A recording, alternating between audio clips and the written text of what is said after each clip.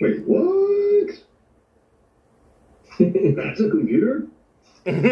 Yes, it will be. Inside the boat will be the computer and the video card and the power supply. And the barrel will be half full of water to cool the video and the CPU. And it will have waves and fog and flashy lights. What the fuck? Right? Jeff gets all serious about his modding. I don't have words. You should have seen the one on tank treads with the guns on the side. These servo-controlled airsoft cannons. Yes. That was a decade ago. Yes. Wait, what?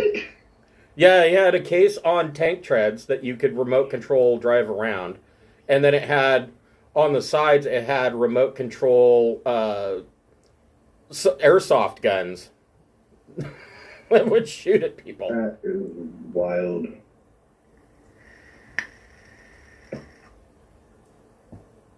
That is wild. You guys are on a whole nother level.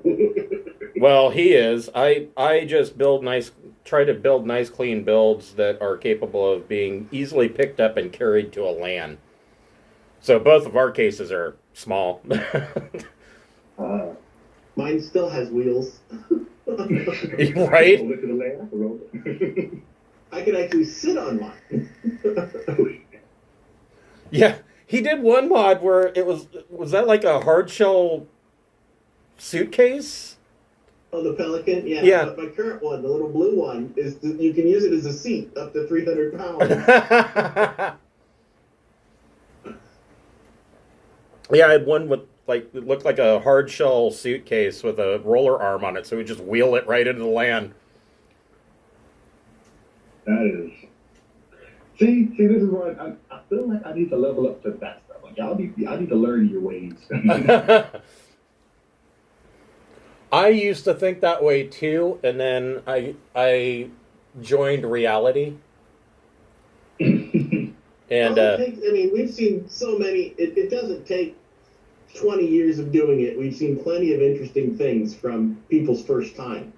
The guys that amaze me, and it still amazes me. I know that it is something that you can learn to do, but the guys who have the liquid cooling with the hard tubes, and they use a heat gun to bend the tubes to fit their exact lengths.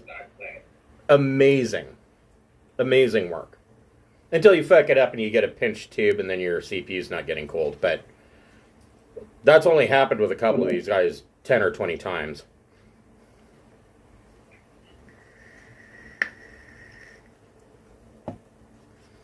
Okay. So we will stop glamming on our PC builds. And welcome to Storm King's Thunder. We're going to pick up where we left off last week. If you're watching on Twitch, if you scroll down, you should see some tiles there. Each of those tiles will link you to one of these fine people's websites. I'd like to thank one of the friends of the Greenwater Guildhall. Before we do that, I'd like to say that none of these are sponsorships or partnerships of any kind. They're just products that we really like. Today, we would like to thank the Speechless Bard. She and her husband make beautiful leather products for your tabletop role-playing games, such as leather covers for your core rulebooks. She has dice bracelets if you like to show off your nerdy side.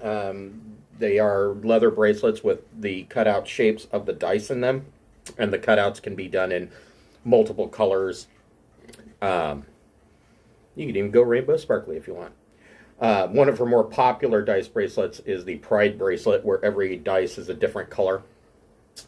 She has a dice rolling mat that when you roll it up, it looks like a spell scroll. She does amazing work. All of this is customizable. She does all the work by hand because she is an amazingly talented artist. If you're going to order from her, give yourself a little bit of time, especially if it's for a gift idea. She is over in the UK, so it can take a little while to cross the pond. If you're a fan of Traveler Sci-Fi game that we run on Wednesday nights, we have a Traveler website via Obsidian Portal. The adventure log is done in the manner of Traveler News Service articles, and they detail the events of the entire region, not just what the player characters are doing. So some of the news on there may affect the travelers indirectly, or sometimes directly. You never know. If you're a fan of the page, we'd like to see a thumbs up on that front page. We enjoy seeing the fan likes, and we hope you enjoy the content.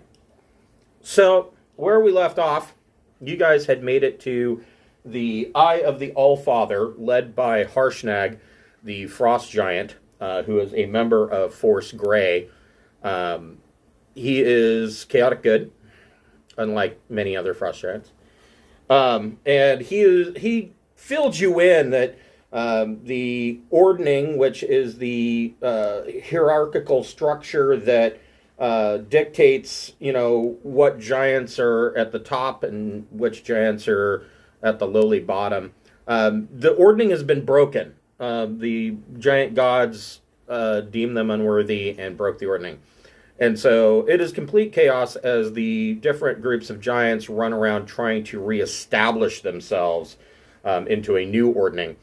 The other thing that he told you that is kind of key is that King Hecaton, who is a storm giant, is missing. And this has led to much chaos. And so he suggested going to the Eye of the Allfather to use the shrine's divination abilities to try and ask some pertinent questions to kind of see what's going on.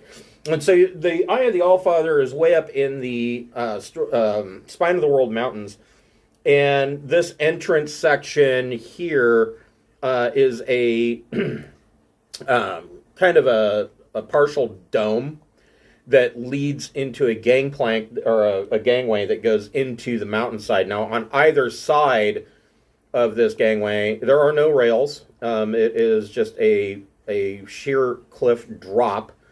And just as a note, each square on the map is 20 feet. Now, okay, I just wanted to see if I had turned on the grid, because that should help. So yeah, each square is 20 feet. So this gangway is 40 feet wide with cliffs, sheer drop on either side. And you can hear some noises. It is pitch black in here. This leads into essentially a cavern inside the mountain. It is dark, and you can hear noises coming from the end of the hall, which would be, knowing that these are 20 feet. Yeah, like 200 feet ahead of you in the darkness, you can hear noises. Sounds of people talking. It sounds like they may be speaking in another language, but because of the echoey qualities in here, even if they were speaking common, you may not be able to really discern what it is they're saying, because it's just bouncing around everything in here. So, I suppose I should be a little more prepared than this, huh? Well, yes, Chris, you're the DM. You should be more prepared. Mm-hmm.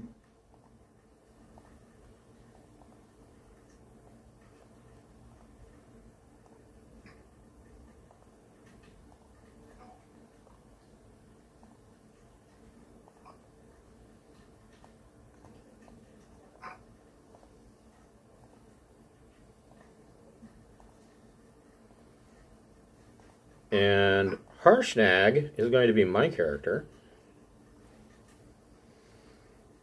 So no need to roll initiative as of yet. So when you came in here, these two areas marked T, which usually stands for trap.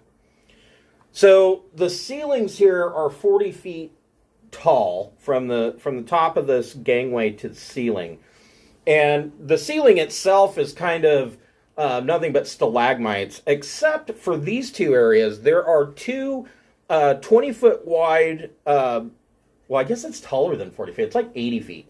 And so, but to the 40 feet to the bottom of these things, there are two sections of stone that are carved like walls 20 feet wide, 40 feet tall, and are hanging from the ceiling. But they're not. Harshnag walked through there, nothing happened. Scaly is there, and nothing happened. Why is Scaly? Well, I'm flying. What was that? I'm flying. I'm on my broom. Okay, right. Yeah, nothing happened when you went through there on your broom. So what do you guys want to do? Tell me where you want to move forward onto this gangplank, and we can get the ball rolling. Go towards, don't move forward. If you guys want, I can use the lightning wand to light up towards the end of the hall. Although if anything at the end is friendly. So the lightning wand has a range of 120 feet. I can send a swarm of bugs because my insect plague is 300 feet. So I can send some locusts and see what screams. Let's light the bugs on fire. Okay. Like Genghis Khan with the swallows that he lit a flame against his enemy. Wow, I didn't know about that. I came up with it all on my own. It's a real life thing. He let loose a whole bunch of birds that were on fire. So they all died and set his enemies on fire. So you have the mind of a world conqueror. You didn't even realize it. I did know that the sparrow is one of 5 creatures that were designated as pests in China, and so people would get paid for like killing them or whatever, but they killed way too many of them, and then something else. I think it was insect plagues. Yeah, I think it was. They ate the bugs. Yeah. Anyway, we digress on bug-related nerdiness. I would imagine Steve has a spell that can illuminate things somehow. For what? For light. Yeah, it's called Eldritch Blast. Eldritch Blast works for everything. You need a jar of pickles open? I got you. Blast the top off of it, yeah. I mean, pickles, but there we go. But shit, I'm wrong if you don't know, like, Maid's Light or not Maid's Light. Shit. I got dancing lights. I could throw out some dancing lights. Hey, That's about the best I got at the moment. everyone likes dancing. Depends what dance they do. It's the Macarena, I'm sorry. It's a Fortnite dance.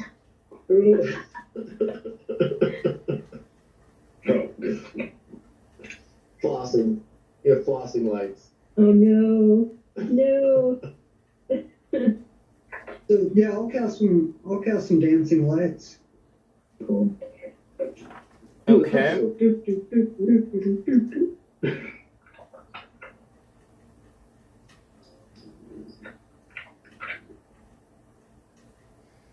Okay, so what's your range on dancing lights? 120 feet, then I can move them 60 feet as a bonus action. Okay, so go ahead and move your 60 feet.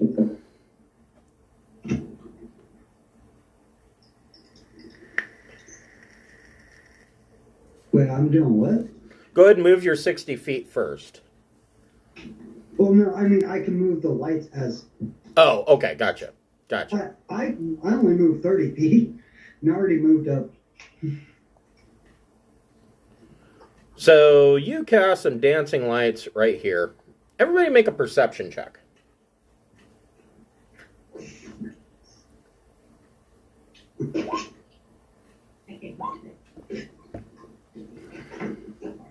God.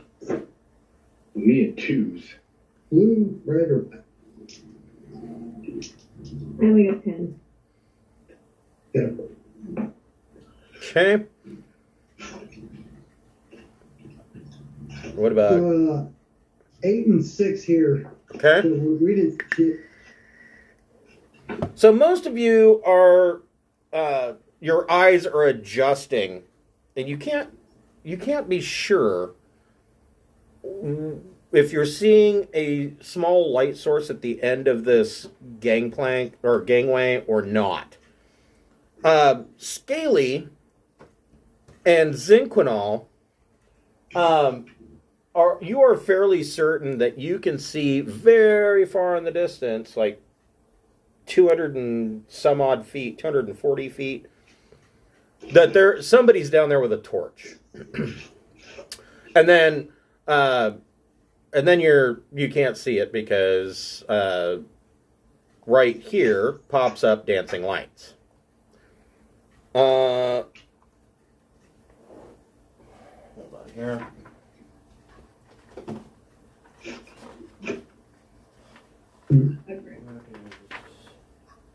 Oh, never mind.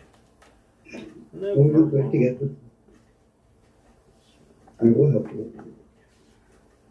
Scaly is using his telepathy to do like play-by-play, train of thought, continuous updates that probably verge on annoying.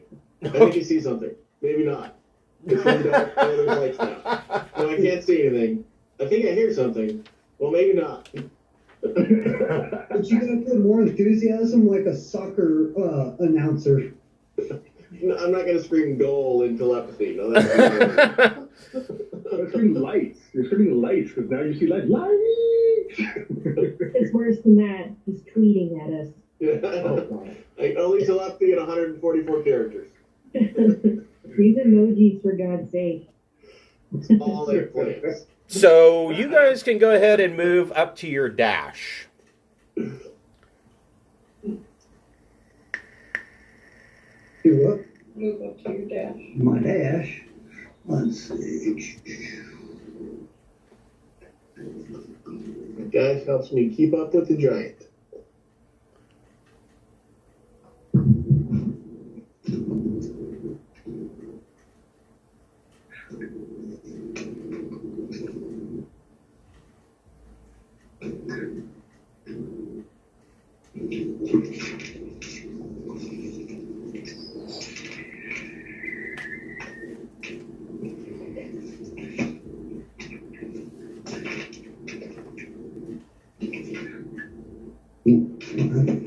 Go faster.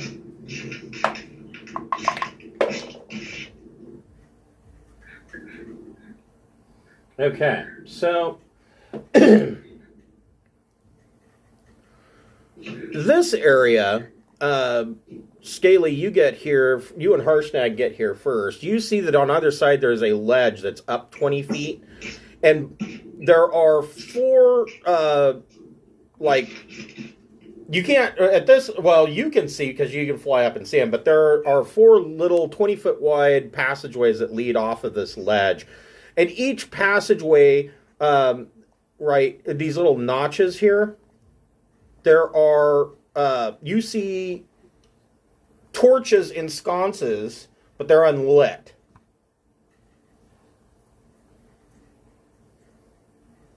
I will commence commentary about each alcove in detail as I notice one, and then two, and then three, and then four.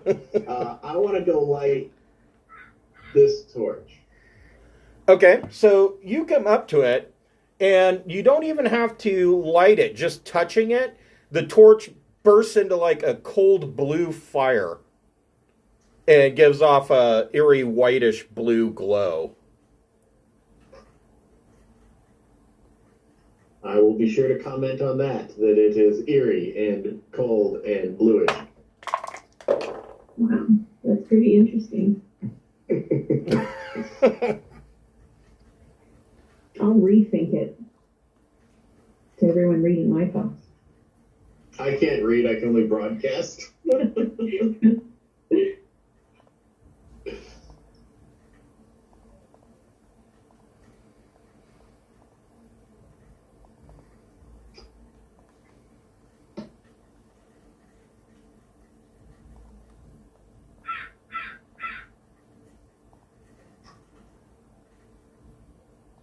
Sorry, you guys get to hear the crows in the background over here. I was going to say, where was that when we were playing Curse of Strahd? I got a rooster that might make a more annoying noise. Hopefully not, but we'll see.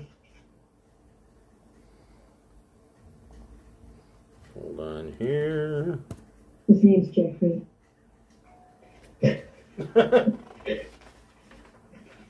Jeffrey Epstein.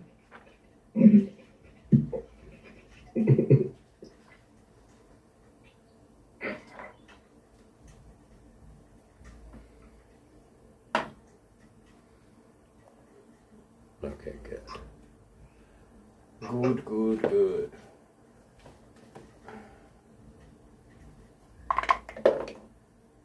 Well, that's shit.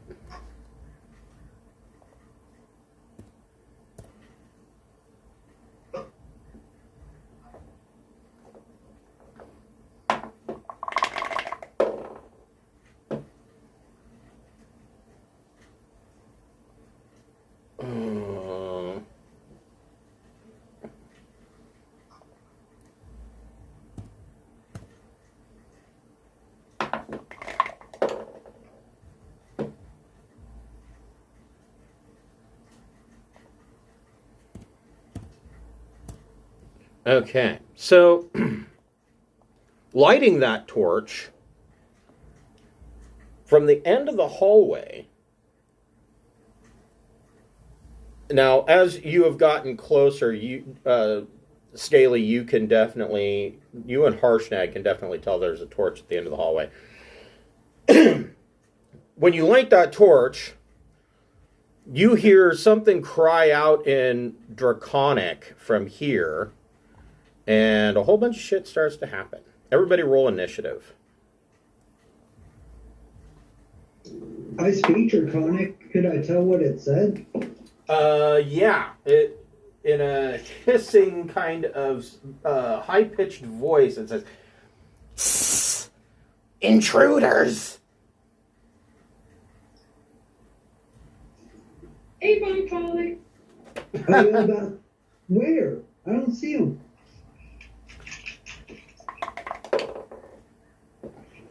I'm so screwed. I'm between the traps, and I got, yeah, my initiative's 3. Think of the traps as defensive usefulness. Except that they're not being very trappy.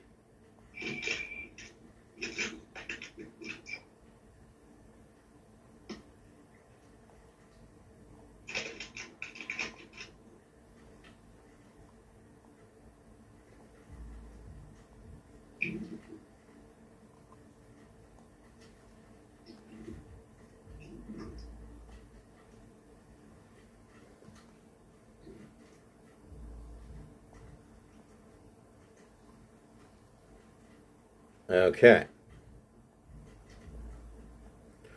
So the hissing voice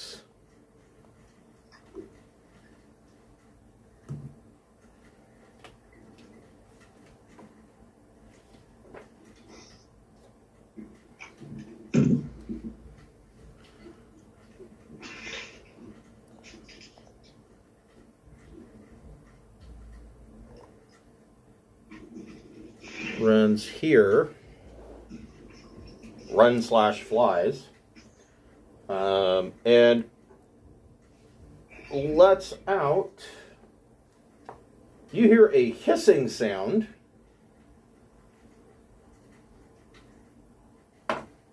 in the darkness, attacking the darkness specifically. Daisy Butcher. And Scaly, you can feel. Well, what's the range on this? It's a 15-foot cone. So you can feel the air suddenly get much, much colder. And Harshnag yells out in common and says, "Ah, dragon wormling." That's all the dragon will do. Zinquinal, what would you like to do? I think I will throw a little insect plague at the source of the hissing. Okay. So they get a con save, is that correct? Yes, which they'll probably make, but I can't help it. I gotta try. I don't think they did. They only got a 10. Ooh, 14. Okay, ready? Here we go.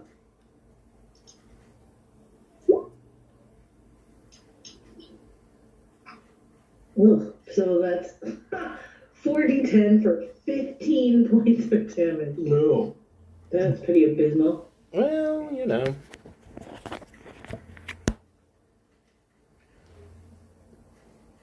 That is actually a lot better than you might think. Wait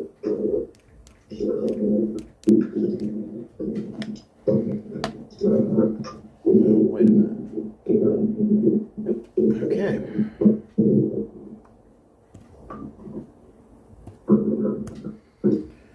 Okay. Did you want to move at all?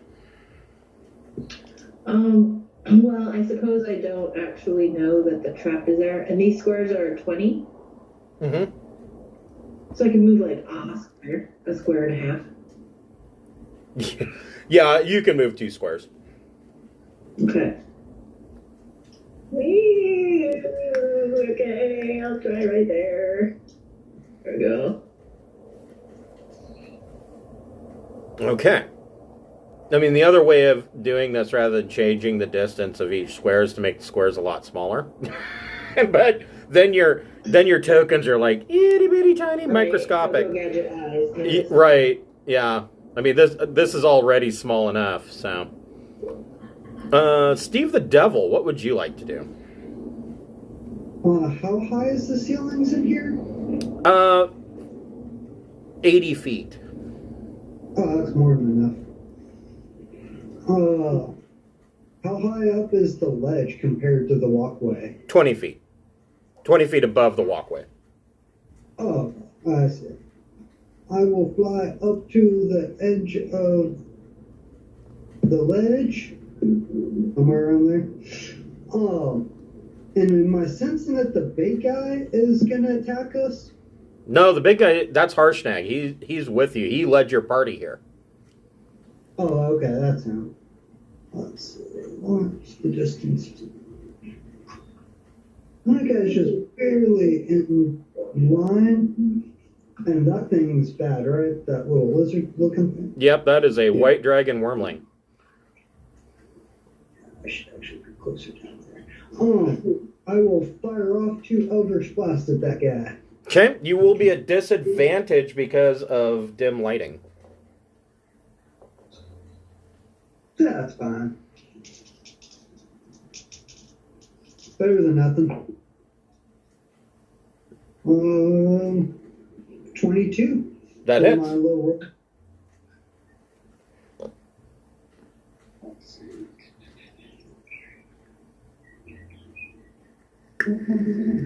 So would dark vision take care of that disadvantage? No.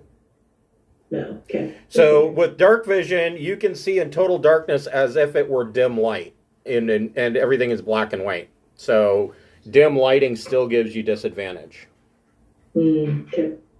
Yeah, mine's only good for 60 feet, so that doesn't help. Right, it'd be out of range anyway. Right. Just thinking out loud.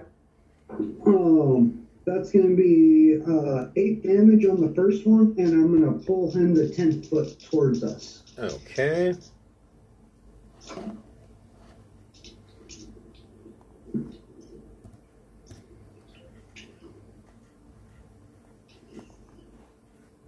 Oh, no. Where's the little jolly thing?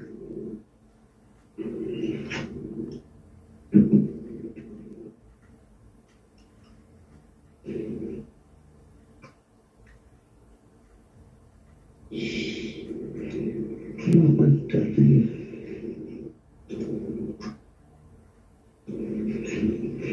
Damn it. That little thing. There we go. How do I delete the thing? Click on it with your arrow tool, and then you can delete it.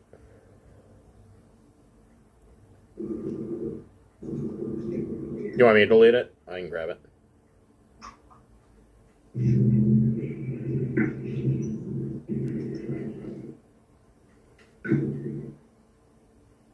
Cool, it's just in range.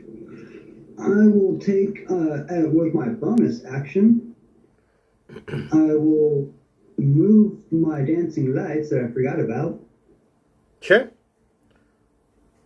So, to the dragon. So he's in front of the big guy. And now he should be in bright light yes, and no disadvantage. correct. So yeah, your dancing lights are there, and indeed there is a small dragon wormling who looks so kind of beat up. I apparently blinded myself with my own lights because I rolled a 5, so that's an 11. Yeah, that's a mess. Yeah. Alright. That's my turn. Okay, the Uthgardt Berserkers.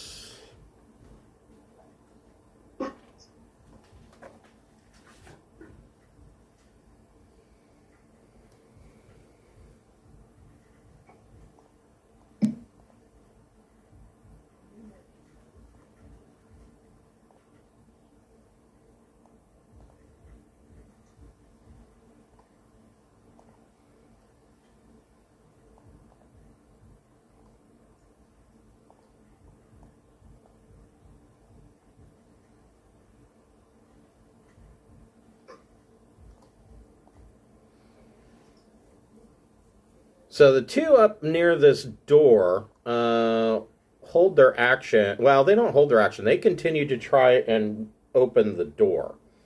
These two that move down to the bottom of the stairs are both going to take shots at Harshnag.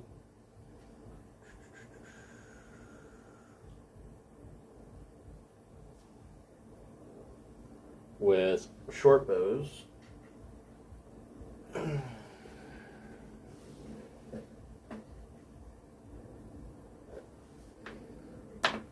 First shot is a miss. Second shot is a miss, I do believe.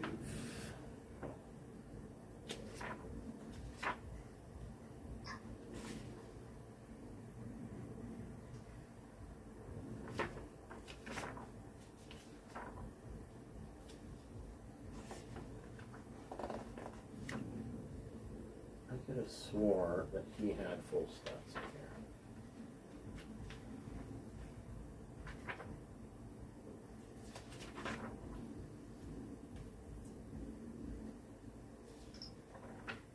Yep. Okay. Well, that's fine. So both of those guys miss. This guy, oh, or rather this guy here.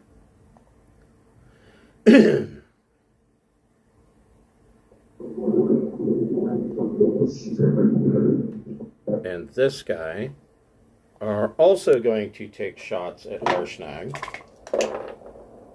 Miss. And miss. Jesus. Alright, those dice are getting retired. I don't know what's up with my dice lately. They're punishing me for something.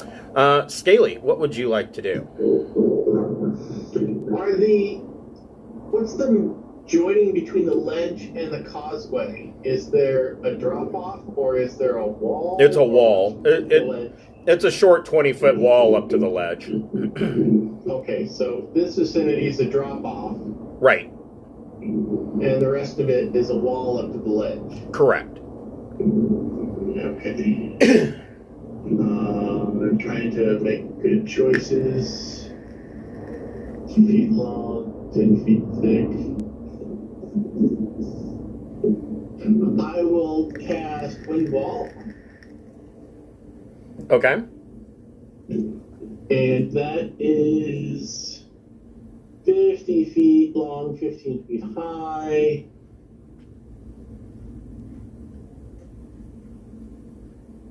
So I will make it like So that. it's 50 feet long? Yep. Okay. Okay. So the dragon takes the damage based on the strength save, and arrows and projectiles of a normal nature, not giant thrown rocks, will be deflected. Okay. So the dragon. Motherfucker. 8. So dragon's gonna he take. takes 18 bludgeon. He takes 18. The Yeah. dragon dies. Goodbye, little dragon.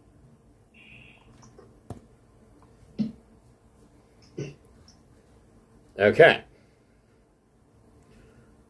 Yeah, I mean, they knew that this was a level 7 dungeon. I don't know why they made it a wormling, but whatever. Anything else with a bonus action or movement? I will move 50 feet closer. 40, well, That's close because the enough. squares are 20. I'm technically on the border of that square. Yeah, you're fine.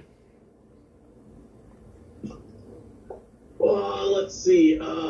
Nothing on bonus because no one needs healing. I can dismiss the wall if you guys really need it, but I didn't want, 8 people shooting us with bows. Right. Yeah, I like the idea of getting within range first, and then you can drop it. Yeah, let me know when you guys think it's best to drop it, but it's concentration for... I want you guys to know concentration up to a whole minute. So we have 10 rounds of the wall if we want it, or I'll dismiss it when you guys ask. Oh. That's all for me. Okay. Clitaris, what would you like to do?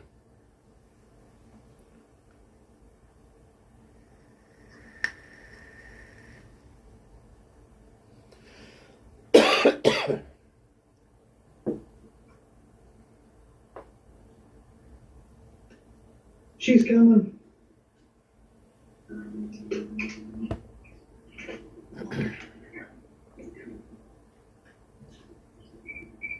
I'm gonna go fill up my tankard. I'll be right back. All right.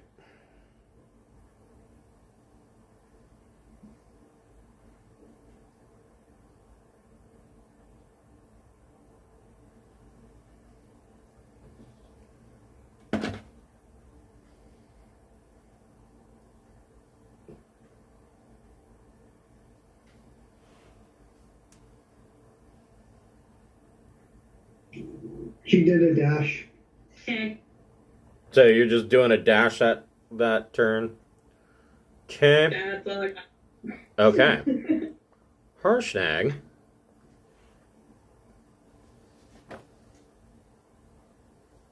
Let's see here. What am I going to do? Steps through the wind wall. Reaches into his bag. And brings out a rock. Actually, brings out 2 rocks, and he is going to throw his rocks at the Uthgardt Berserkers. Nat 20 on the first hit Flat. for 40-10 plus 7 damage.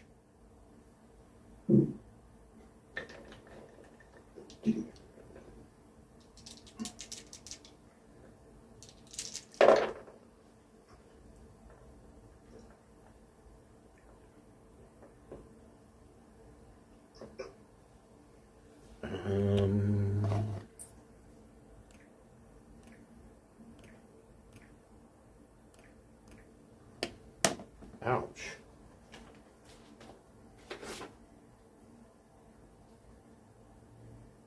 Okay.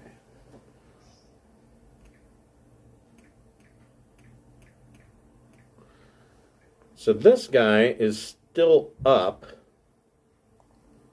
amazingly enough. So he's going to throw a second rock at this guy. Because fuck that guy right there.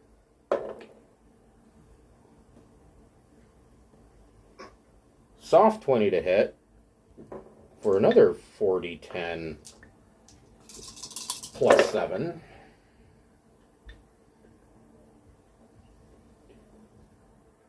And at 32 points of damage, this guy is splatted into nothingness. One Berserker down. Smokey, what would you like to do? I'm going to use my bonus action to cast Zephyr Strike. That should add 30 feet to my walking speed. Okay. So I should be able to move further. 9, 4, 8, 60. And then if I, let's see, that guy's in our giant friend's like right in the center. Yeah. If I like hug the wall and use the lightning stick, can I not hit him? I could. Yeah. I don't know. Yeah, you could, because these squares are 20 feet wide. Lightning bolt's only 5 feet wide, so. All right, cool. That's what I shall do. Okay, so let's see here. 1, 2, 3. Need to make dex saves.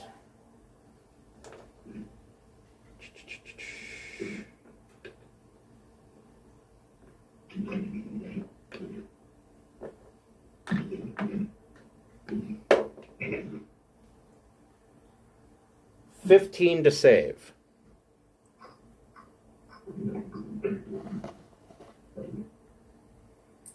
I think that saves versus your wand.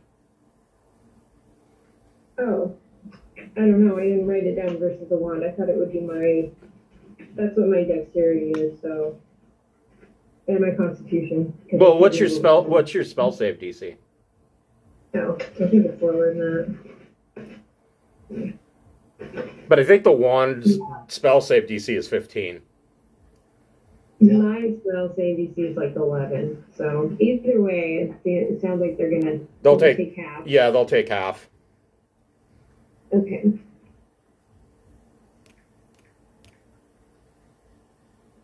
So, there. It's 8d6. Yeah, I thought if I rolled half of the dice, that was the same. Okay. Okay. So, yeah. Okay. Mhm.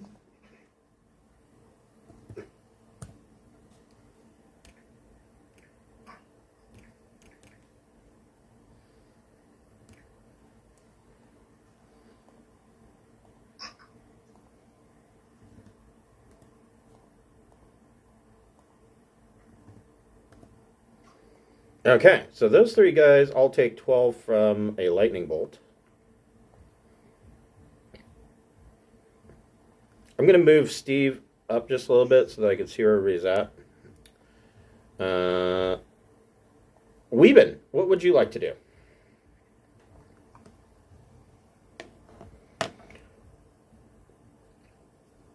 Are you muted?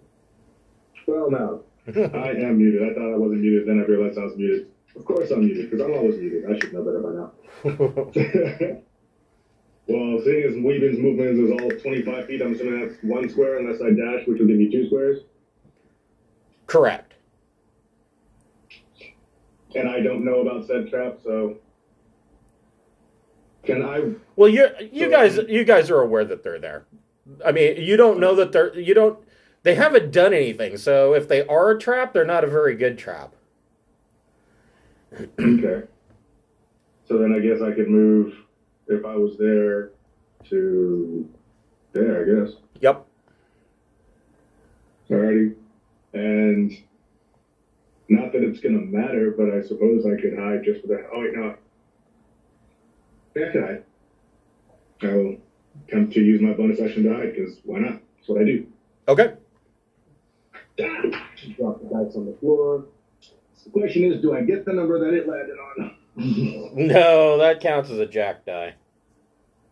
Well, damn it, I wish I could have taken that number, because that was better. But anyway, 22 for my stealth check. Okay. Well, that's still actually.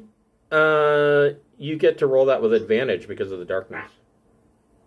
Oh, well then. Let's roll another one. No, that was better. Okay. So 22 is still enough to not be seen by these guys at the end of the hall. The Uthgardt Shaman.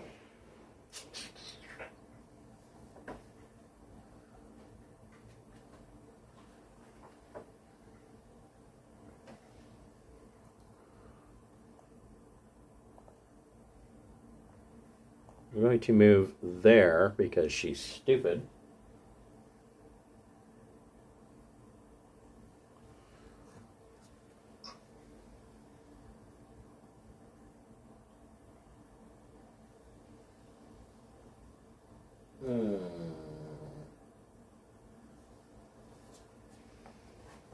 What does that do?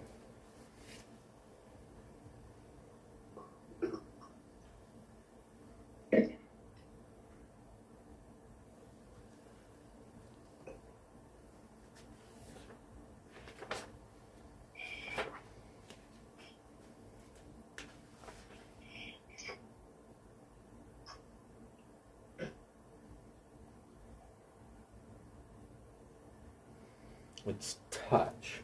Stupid bitch.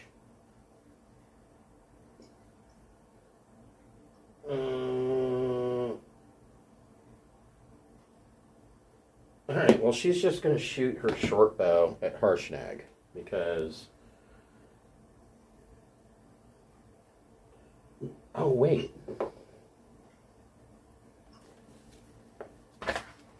She can do so much better.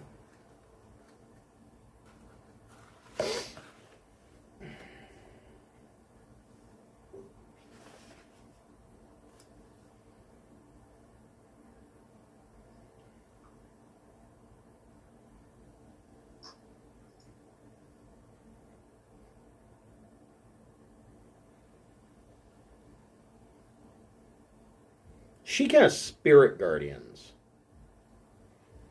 When you cast a spell, you designate a number of creatures you can see to be affected by it. So, Harshnag. Harshnag's speed is reduced to half.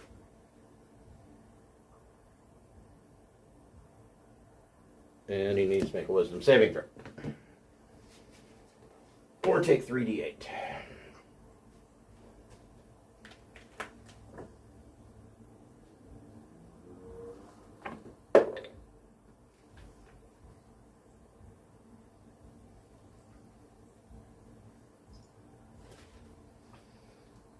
So he saves, so he'll take half damage. So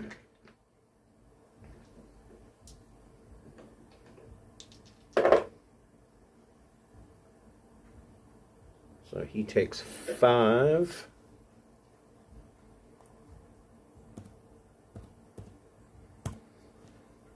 And his speed is halved. So this area around Harshnag, but it's really only him because you have to designate the number of creatures in that area that will be affected. So Harshnag's movement is halved in this area here because of Spirit Guardians.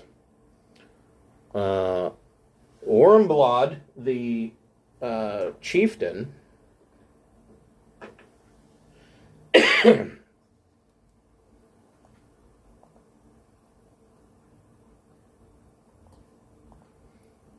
is going to shoot a a short bow at Harshnag. Nat 20.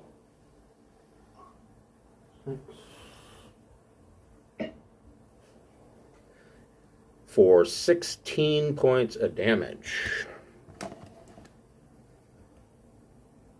It's probably going to be the best rolls I get all day against my own guy.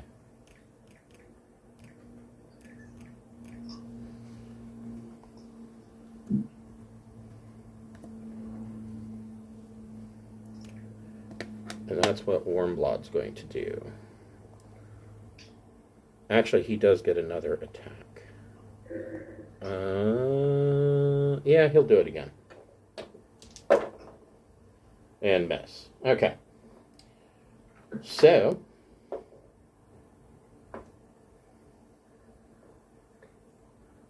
Zinkunal, we are back to you. What would you like to do? Okay, well, first, excuse me, the insect plague has a duration of up to 10 minutes. Uh-huh. And anybody who finished their turn where it was has to roll for damage. Okay, so... I think it's just, yeah. Yeah, it would be actually... This Berserker would take it. And the Shaman, and I guess Wormblood, he's in that area too. Wormblood gets a 13. Okay, save is 14. So he'll take full damage. Shaman, ooh, that's not good. Only gets a 5. She'll take full damage. And the Berserker gets a 5 and will take full damage. So all of 3 of them will take full damage. Which is 19. Okay.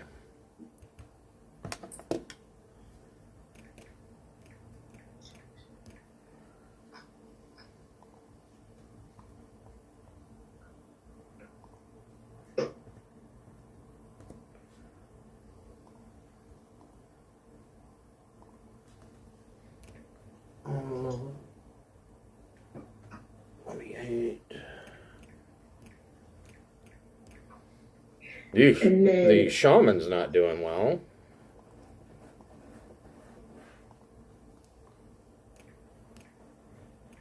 And then I'm just going to dash. Okay. Or double move, so I'm right there. Okay. And that's it for me. All right. Because nothing else is within range. Right. Steve the Devil. Now remember, you're actually like right here. I just moved you so I could see what was going on. Yeah, I'm pretty much on the ledge, or the edge of the ledge. Right. How tall is the wall? The force wall, wind wall thing? 15 feet. 15 feet. Oh, okay, so I can look over it. Yeah. Yeah, and you wouldn't, your Eldritch Blast wouldn't have a problem because it's not a physical projectile. True. Let's see.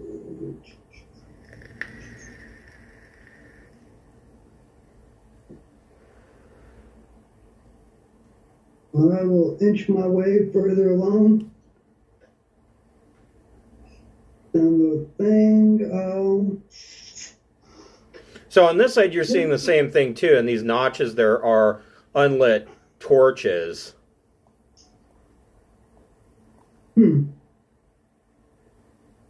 And you can see that Scaly has lit one of them on the other side.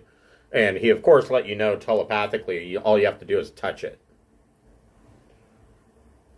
On.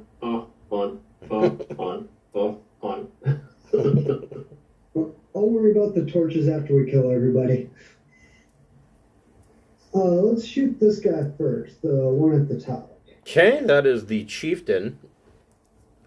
Bonus action. I will. Is it still dim light over there? It wouldn't be if you want to move your dancing lights. I will move my dancing lights. That way they are in there. And I will shoot the top guy, the chieftain. Okay.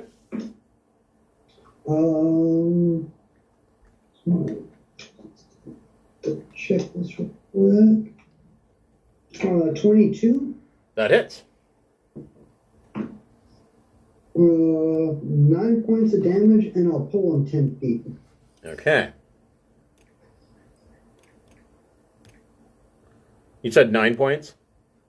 Yeah. Okay.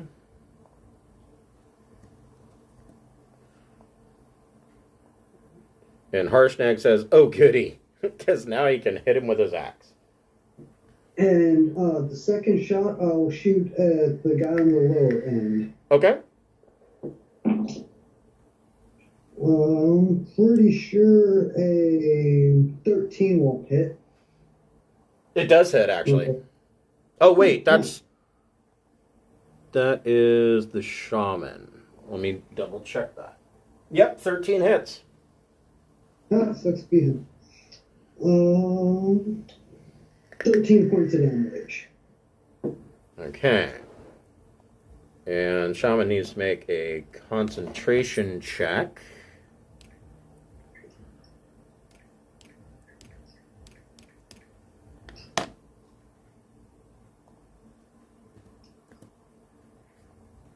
Okay.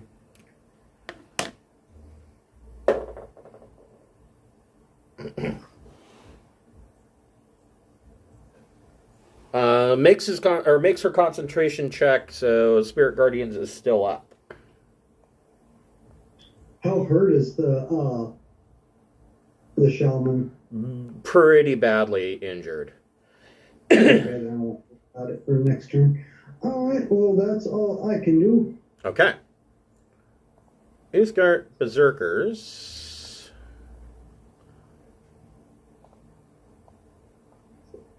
Well, this guy is going to move in to attack Harshnag.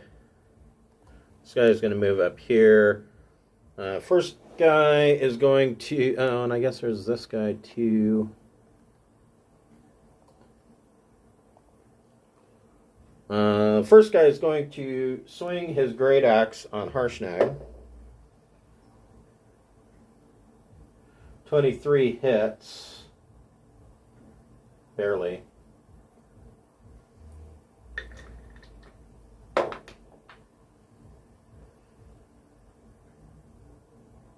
For 11.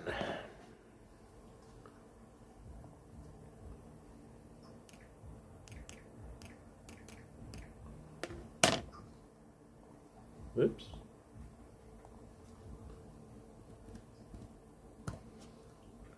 Okay. This guy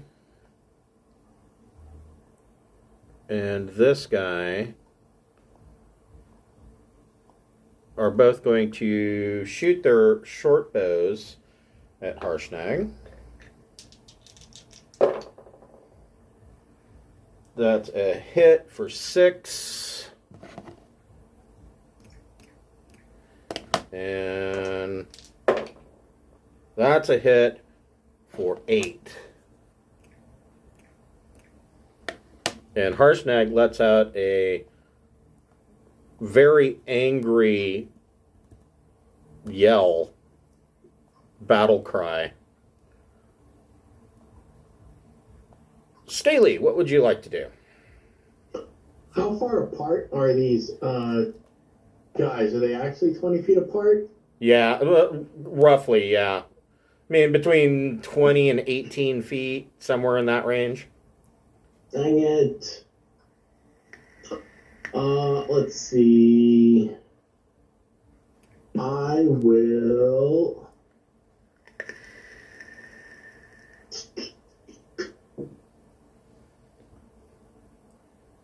I'll get fancy. I'm going to dismiss the window wall. Okay. And let me double check my range. Okay. I will cast Watery Sphere. Okay. On this guy. Hold on, the front guy is the one I can reach. Okay, shaman. So he has to make a DC 15 strength save or be engulfed and restrained. Okay. Oh, no, not 1. Failed save, creature's restrained, it is engulfed by water. And on my next turn, I can move the sphere up to 30 feet. Which means he will drown, or start to drown in 1 round. Okay, so he's restrained. Or actually, 1 minute. At the end of his turn. Let's see, hold on. He can hold his breath for 1 minute. Each of its turns, he can repeat his saving throw. Okay. So there is a watery sphere there. Blurp. And I will move forward 40 feet. Okay. Okay. All right. Cleitaris, what would you like to do?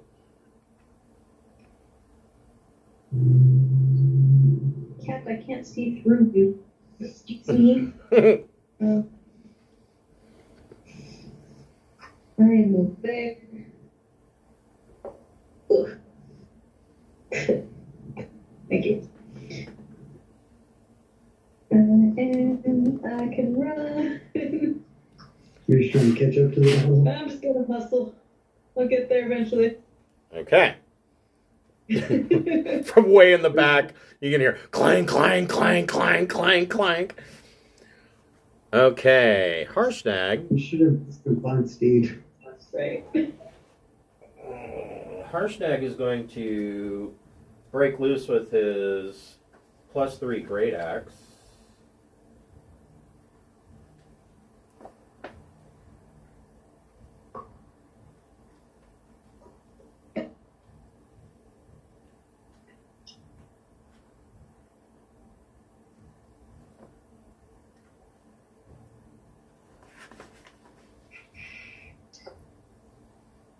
Yeah, Gert's great axe.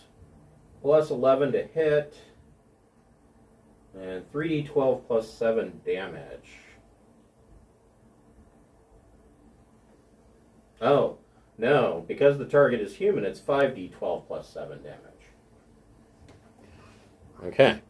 He is going to swing on that berserker.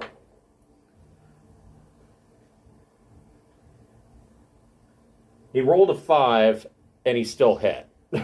So, 5d12.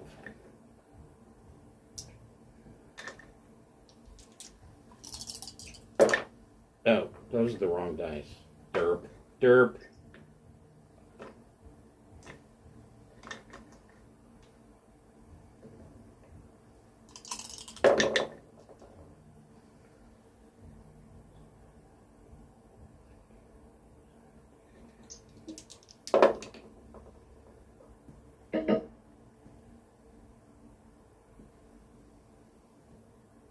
For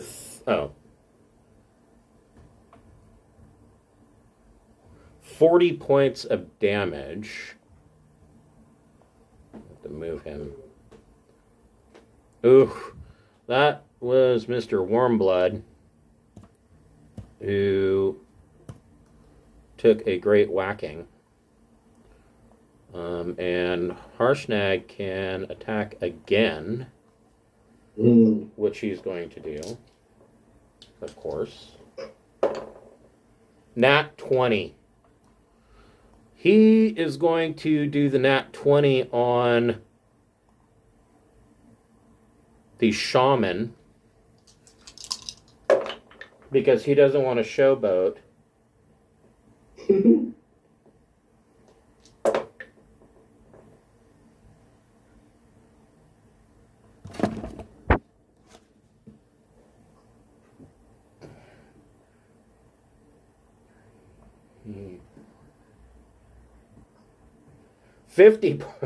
Fuck. 50 points of damage on the shaman who had 6 hit points left, I believe. Oh, wait. No, that was another berserker, and that berserker is dead. Brutality. Yes. So, police. He's red mist. Oh. Right. So we'll move Harshnag back down here. Well, no, that's a bad idea. There we go. Okay. And he yells out something in common about not wanting to take the glory by killing the chieftain. That he'll leave that for you little folk. Smokey, what would you like to do? I'll move up. 1, 2, 3. And I could shoot with my bow. Yes, you could. You could shoot warm blood with your bow.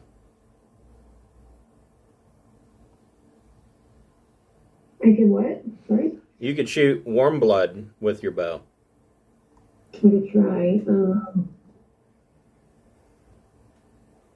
I got 11 to hit, so probably is great. That is a miss. Yeah. Do you have more than one attack? I don't know if I do if I'm firing my bow. Do I get a second attack? Yeah, with bows, yeah, you would get your second attack. If it was a crossbow, you wouldn't, but with a regular longbow, yeah. Even worse. Okay. 8. So, this way. Okay. Good job. So here's a question. Who did you pick for your favorite enemy? Do you remember? Well, I mean, these guys are humans, but just out of curiosity. beasts. Beasts. And then, if I remember correctly, with the oath bow, can't you whisper somebody's name and it does extra damage? Yeah, and it does extra damage to them, but then I think I get disadvantage on attacks against Anybody somebody else. who's not. Right. Yeah, until they're dead. Anything... So you're using a bow, so probably nothing with a bonus action unless you want to cast a spell. You could Hunter's Mark him, for instance. Is he like the worst looking one out of? I mean, like. Well, he used to be. he used to be, but not so much after taking Harshnag's axe to the face. I think I'm all right. Yeah, Okay. I'm good. Okay. Weeben, what would you like to do? All the way back there in the back 40.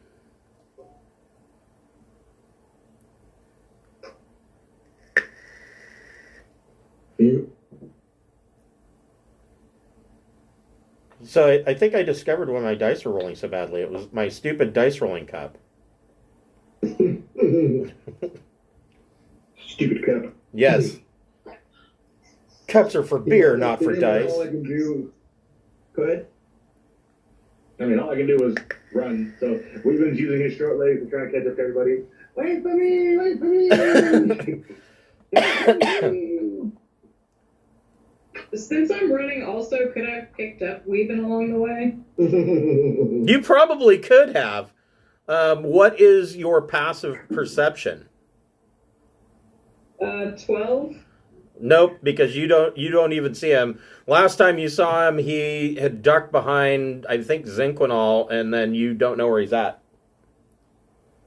Alright, well, never mind.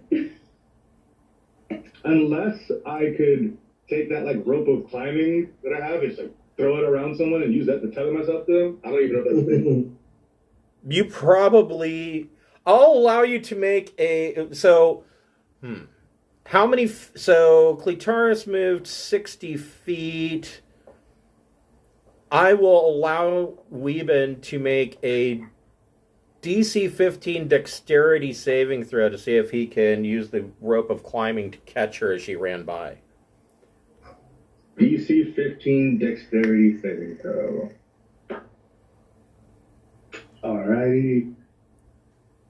Oh, nice. Got 17. Okay, so you are right next to Clitoris, essentially sliding on the ground behind her like you're water skiing. You can move from here. Actually, you're like right there. You can move from here however far you want to move. If you want to move your regular movement, you can. If you want to dash, you can.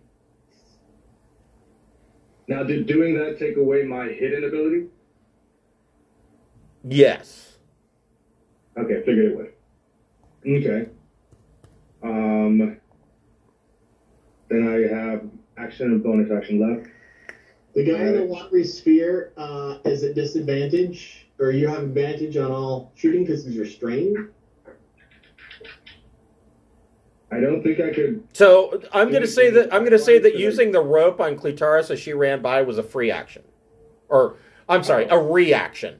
So you kind of like an attack of opportunity, except on your own party member with a rope of climbing. Oh, okay. So you can move, Cool. have your main action and a bonus action if you so like. All right. Then I will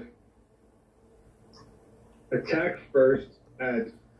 Well, it would be advantage, but then it was disadvantage, or to be disadvantage, and then advantage. I think it balances out with the distance of the attack. I don't know, because I have someone in front of me too. Well, what you could do, you could bonus action hide because you're still behind Clitaris. Then move 50 feet, or I'm sorry, move 25 feet, which would basically put you right here. And we'll say that you're shooting down the wall.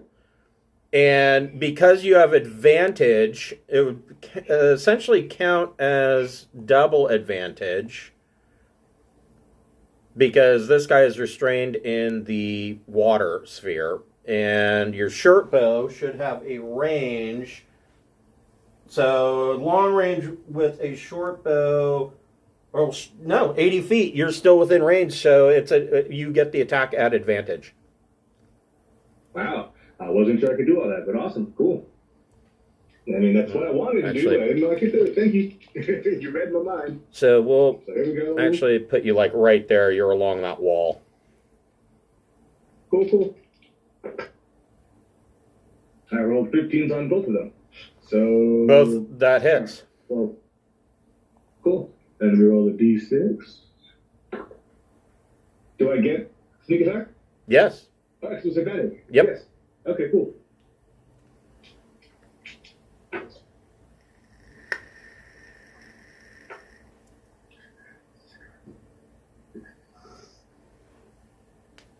Brain, come on, you do this.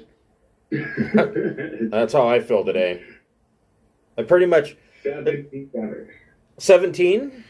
Yeah, the Uthgardt shaman dies in the watery grave.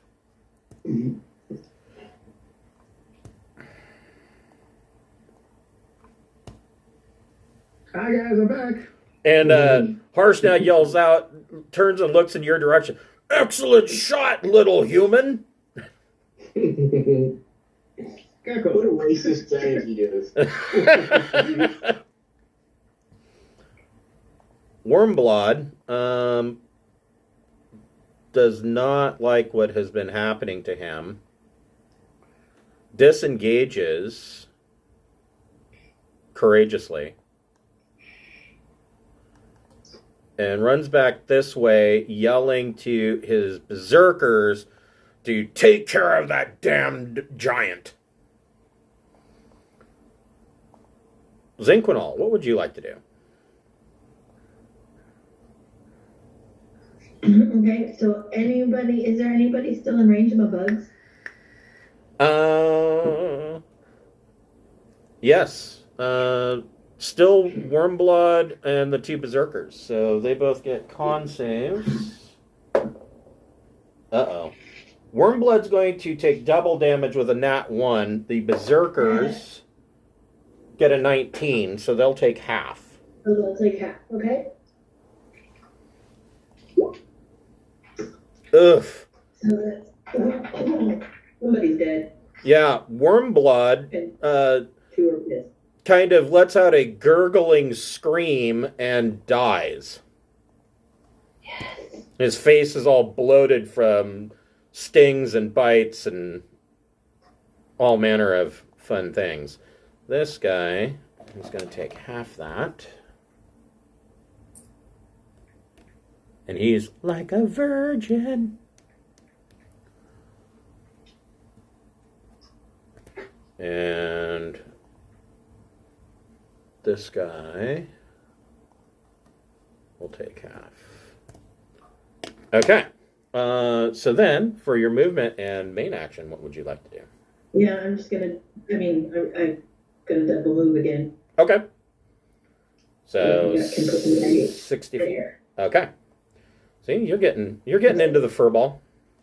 Finally. Yeah. You're like, you're running up, like, damn giants and their gigantic structures. I know. Par for the course. Last one there. Steve the Devil, what would you like to do?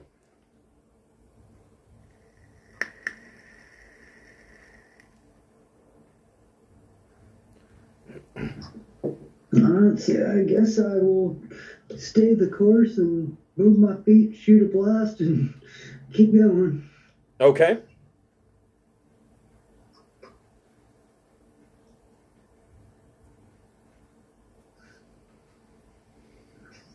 Let's change it up, and I'll shoot the guy in the back. Okay, so you're going to shoot this guy back here? Yeah, that seems like a good idea. Okay.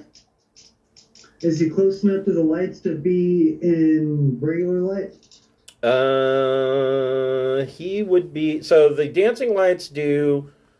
Is it bright light 20 foot, regular light 20 foot, and dim light 20 foot? Let me double check. Four balls combined.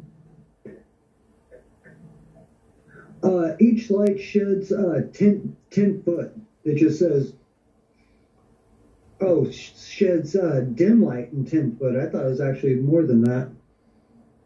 Okay, so... That actually doesn't get rid of the disadvantage. I guess not. So this guy is still in dim light. This guy is just beyond it.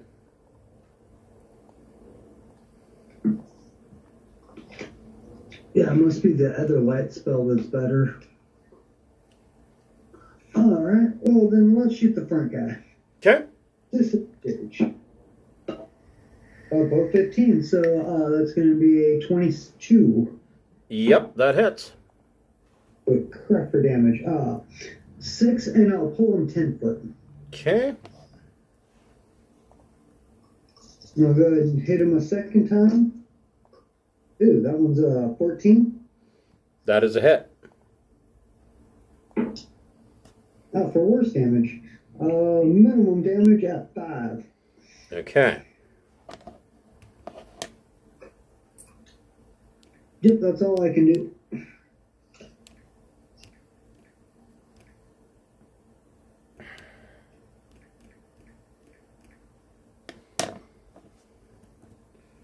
Okay. The Berserker, now that you've pulled him, is in range of Harshnag, so he's going to swing. This guy is going to avoid that puddle of water. And he's in range to attack with his axe. And so... you hear about these guys say something in Bothy, which is the Uthgardt language. You're guessing it's something like, oh, it's our turn to hit you with an axe. The first guy misses. Second guy misses. Man, that's fucking terrible. One of these guys is going to move down here, and he is going to take a short bow shot at Scaly. Perfect. A disadvantage because of he's attacking the darkness. And he misses with an 11. Cool. I'm proud of him. Smart ass. This guy still seems to be trying to tinker with that door, and you can hear what sounds like a hammer and a chisel, and definitely not trying to finesse it. But the sounds of the hammer and chisel are starting to get more and more frantic, like open, open, open, open, open, open, and it's clearly not. Scaly, what would you like to do? I would, well, it looks like the watery sphere is more than 30 feet away from the second dude. It is 40 feet. No. I will then. Which of the two near the giant are in worse shape?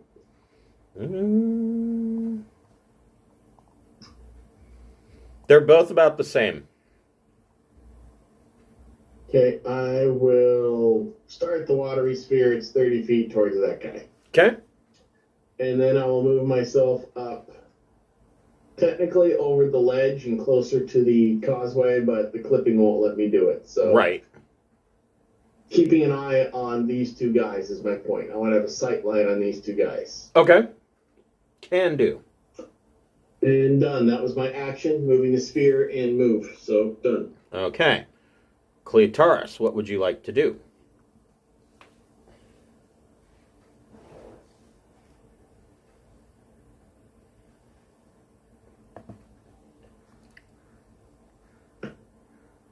Let's see. There.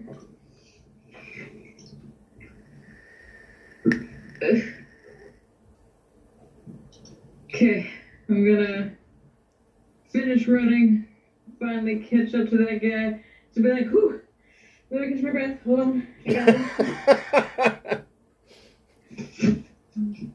I'll kick your ass as soon as I can catch my breath. Alright, been running up here for all of this time in my armor, shield, and sword. Give me a second. Okay, She that's might my need a turn. fatigue status. So is that your... Did you dash? Yeah. Okay. That's all I do.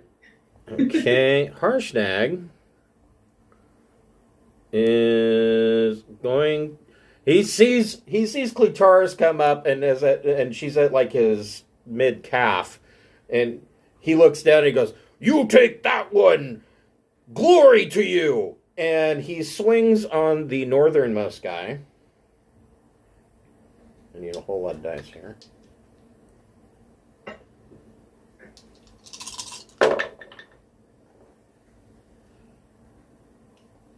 $27 to hit.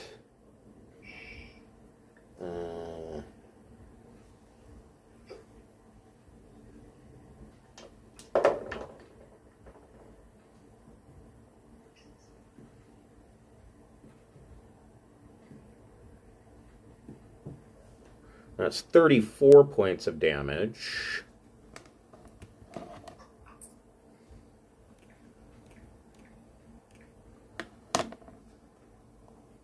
And then he gets another hit.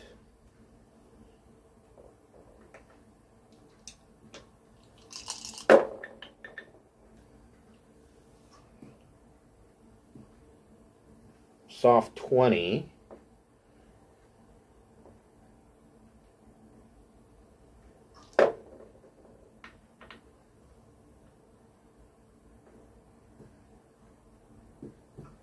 $45 points of damage, and this guy is turned into goo. He then runs forward 40 feet. And it is Smokey's turn.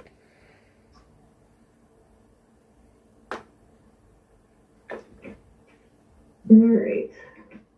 Okay.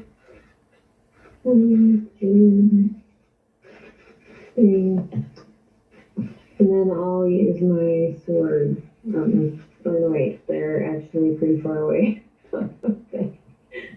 You could hit this guy to the south of you.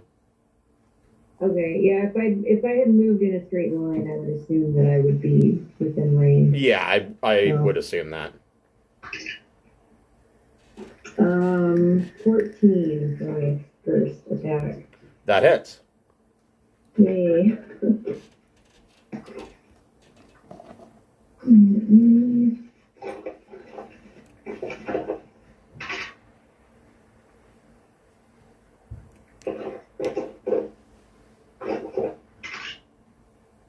Wow. Okay.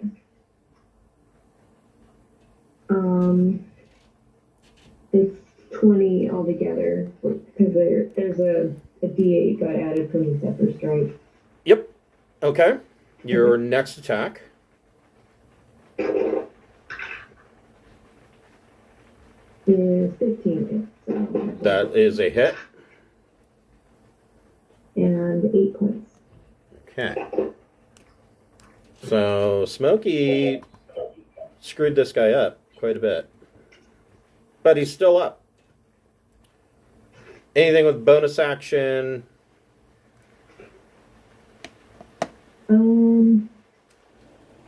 Not for now. I want to save slots in case this is like a long drawn out thing. Okay. Weeben, what would you like to do? Okay. And I can or cannot see the people because of the lighting. You can see this guy, but he's in dim light from the dancing lights. Okay, well, I'll attempt to hide because of the lighting and see how that goes. Okay. Yeah, you get advantage on your stealth 15? check. Oh, I do get advantage. Okay. In that case, yep, 15. Okay. That is still good enough. You are hidden. Wonderful. Then I will attack him with my short bow. Did you want to move? Yeah, sure, I guess I'll move 1 square forward since I can. Okay. Because with my 25 feet of movement. And do I have line of sight on him now? Yes. I would say that you could see around Clitaris.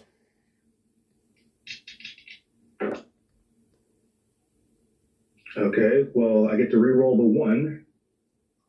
Maybe it gets better. Nope. Okay. 23 to hit. That hits. Sweet. Alrighty. And I get the sneak attack. So let's just see how the short goes. 4, 9. I have to re-roll that one. 4, 10. Fucking shit, Matt. 5, 10, 15, 21. 21 points of damage? 21 damage. All right. So out of the darkness, a arrow pops into this guy's forehead, and he goes down. And you kill him.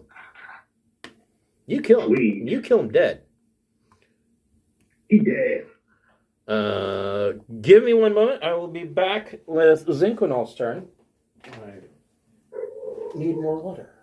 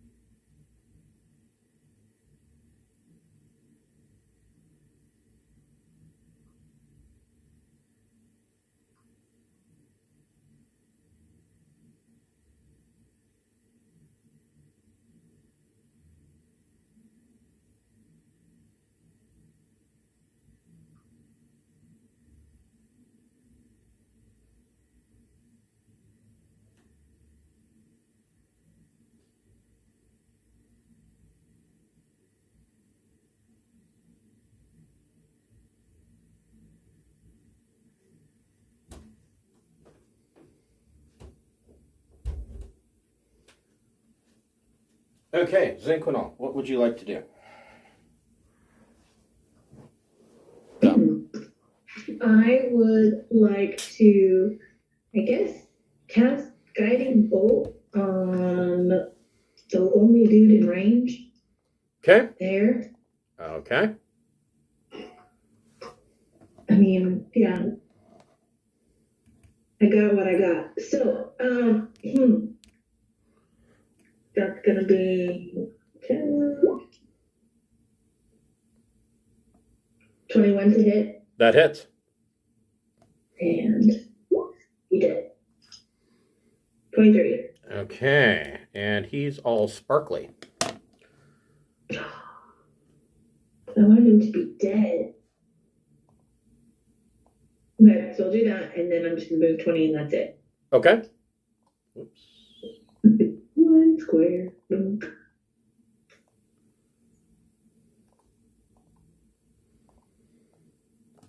Okay. So with the sparkliness of him, that counteracts the disadvantage from dim or no light, and so it is a regular attack to hit him. Steve the Devil, what would you like to do? Let's see.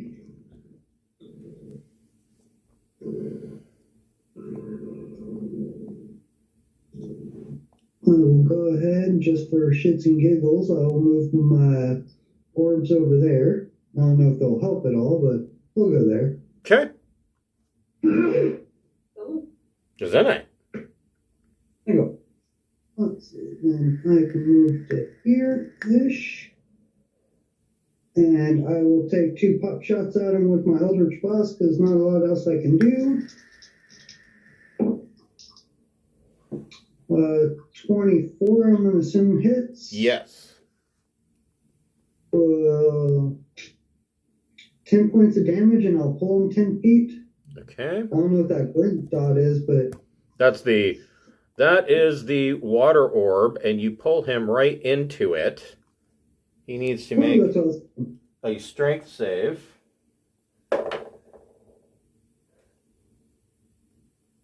21 to save. He is not restrained. Correct.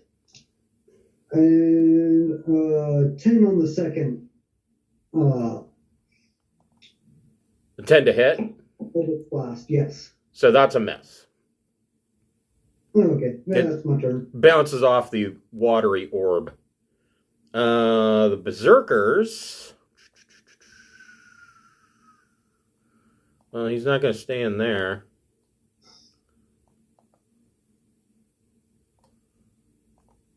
He is going to attack Clitaris. This guy has decided that this is just not tenable. And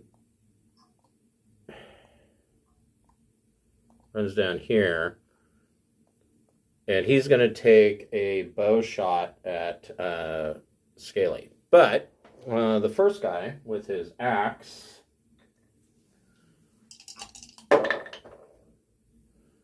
misses with a 9. The second guy with his short bow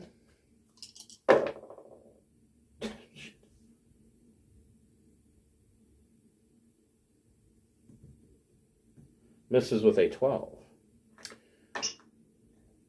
I give him words of encouragement so he feels good about himself and will keep trying.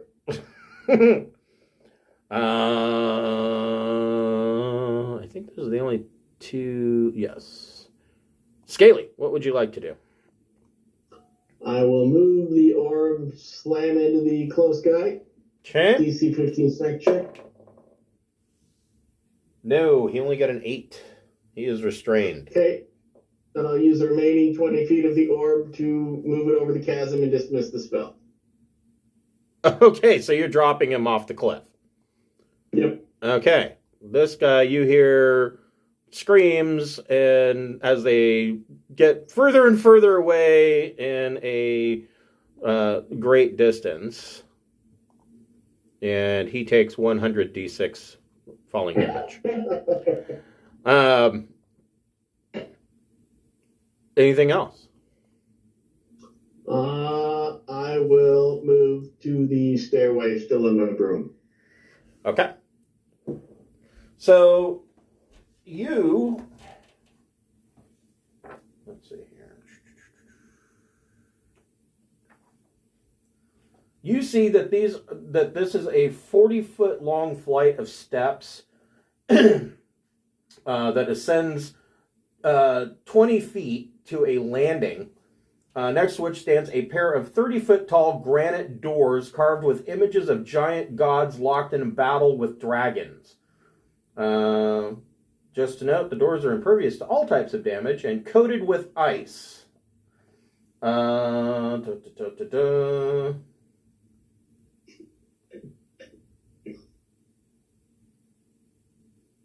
Knock spells can open them, or a creature with a strength of 23 or higher can push the doors open.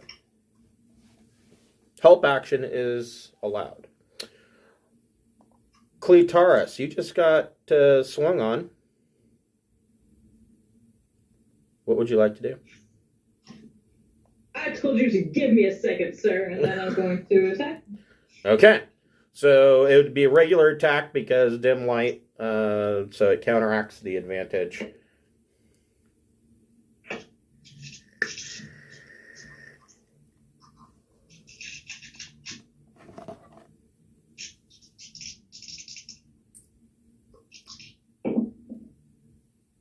Uh, 17 to hit. That hits. And do I get my sneak attack damage? Yeah, yes, you do, because Smokey is just to the north of him.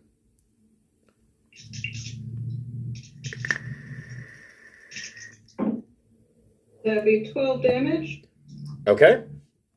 Second attack. 20 to hit. Yep. For another 12 damage. Okay.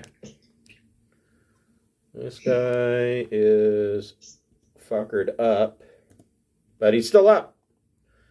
How dare he?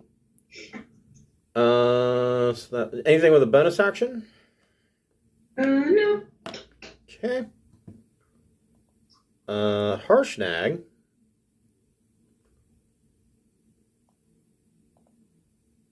Runs forward 80 feet to the doors and slams his hands into the doors, and you see the ice kind of crack on the doors, and the rest of you can hear ice sheets falling off these doors, and he blows these doors open.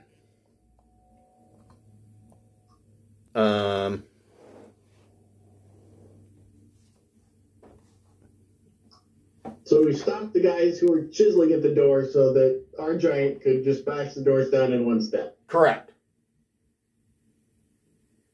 And when the doors open up, you see that a thick fog kind of roils out from the entrance inside, but it is dark and foggy.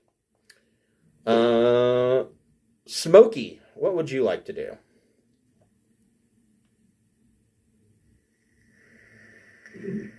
I'll go ahead and swing with my great sword.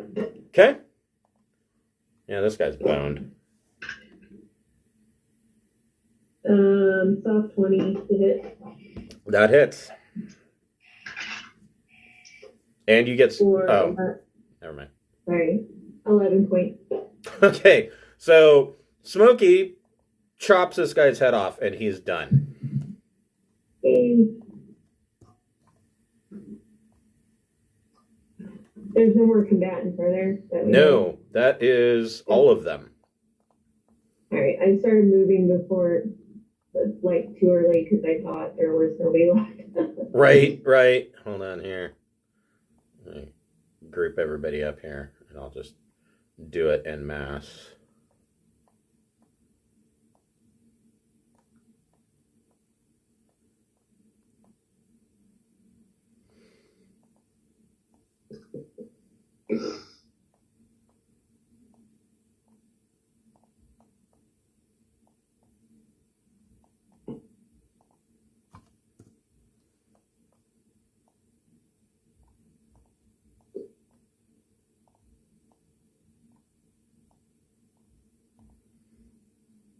pulling up the dice roll bubble on that falling damage. Looks like I'm trying to generate the Fibonacci sequence. Right.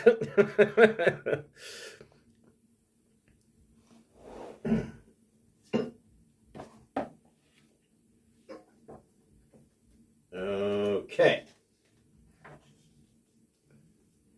So, coming to the end of the hall, thick frost clings to every surface of this 100-foot-high vaulted chamber. 7 enormous statues dominate the room. The largest of them is an 80-foot-tall robed giant, his arms outstretched and his face hidden beneath a stony cowl, facing a glowing archway in the east wall. That would be this thing here. Kneeling in rows to each side of the statue are six other statues, half of its size, each impressive in its own right and depicting a paragon of a type of giant: hill, stone, frost, fire, cloud, and storm. These smaller statues face the bigger one in the room's center. It's in their outstretched arms, 5 of the giants hold weapons, gifts for their Allfather. Only the frost giant statue is unarmed. And out of this room, looking at the archway is 40 feet wide and 40 feet tall. 6 different runes are carved into it, each one inlaid with mithril, and a glowing mist fills the arch. This should sound kind of familiar to Jeff. The archway is filled with glowing mist. Never a good thing. Niches in the walls on either side of it contain empty, ice-covered sconces made of iron.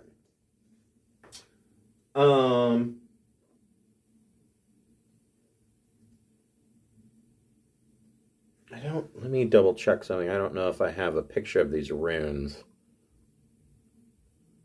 Oh, I do. So these are the runes that are around the archway.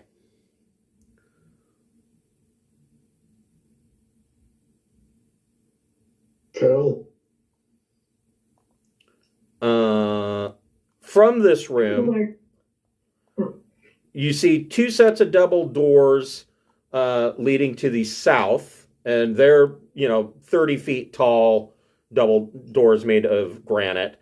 And then to the north, you see 2 sets of double doors leading out.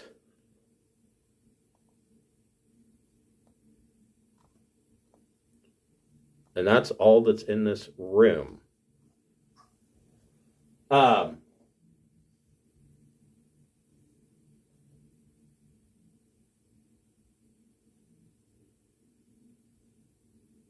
Harshnag kind of stands before the big statue in the middle, and he kneels and tells you this is Anam, the Allfather. The other statues... Wow, he's really tall.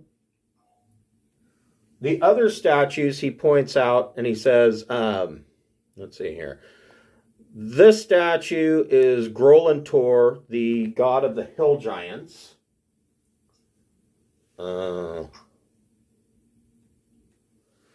This statue is Surtur, god of the fire giants.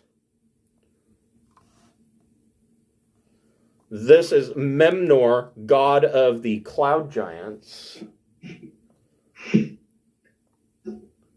This one is Scorius Stonebones, the god of the stone giants. This is Thrym, god of the frost giants. He is unarmed. And then there is Stronmos, god of the storm giants. So all of these other giants have a weapon except for Thrym.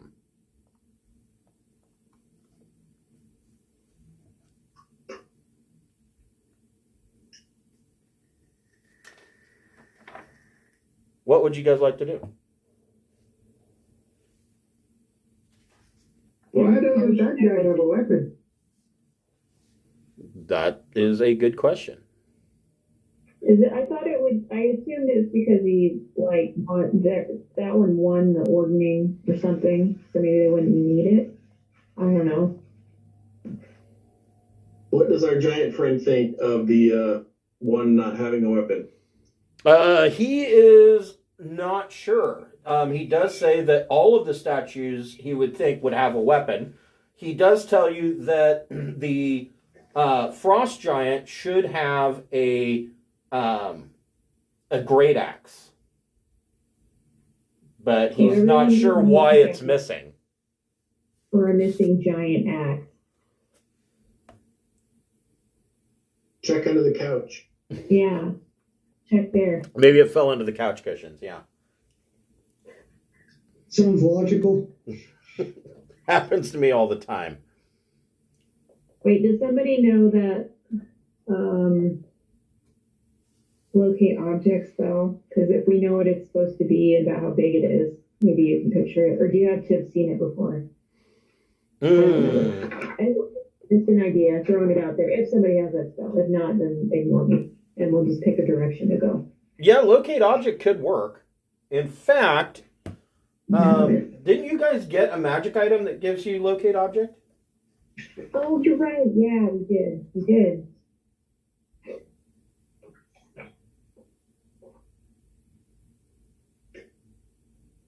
There's a fork. Oh, the big giant's tuning fork. Yeah. I forgot that thing. So if you wanted to, if somebody wanted to attune to that, you could cast locate object. Wasn't there a downside to tuning to the tuning fork? Let's see. Yeah.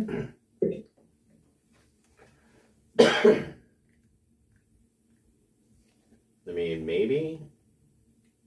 Let's see here. You just become like really invested in everyone else's business. So it was the rod of it was the rod of Vonendod. It's 4 feet long and weighs 100 pounds. I imagine it was. Sorry about that. Yeah, that's what the downside was. It's heavy as book. Yeah, it has 2 prongs at the end of it and a molded handle grip. Has 10 charges, regains 1d6 plus 4 of its expended charges daily at dawn. As an action, you can grasp it by the handle and expend 1 charge to cast locate object.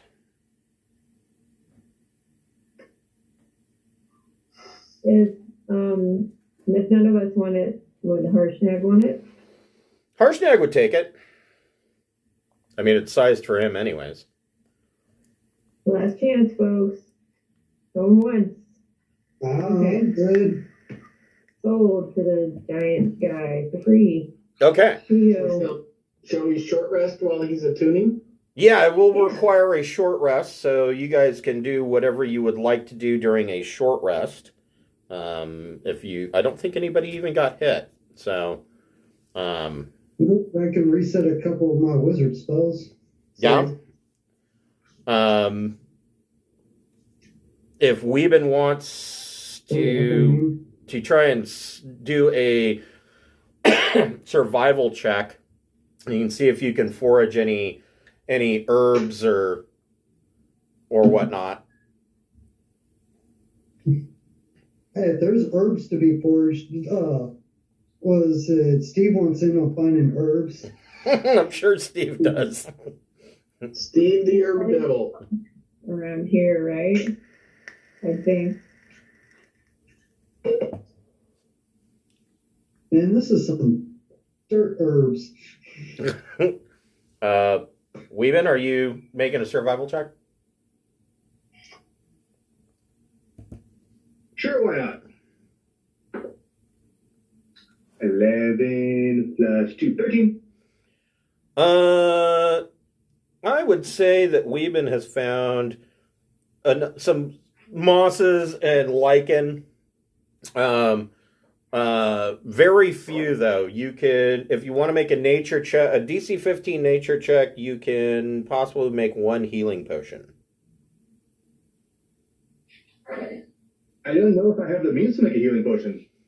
Do you not have an herbalism kit? I do. I also have nature skill, so I can do it. Okay, so Smokey, you can make a survival check. I thought Weeben was the one with an herbalism kit. That was Mist. Mist had that stuff. Oh, okay. I did not make the required number, so I failed.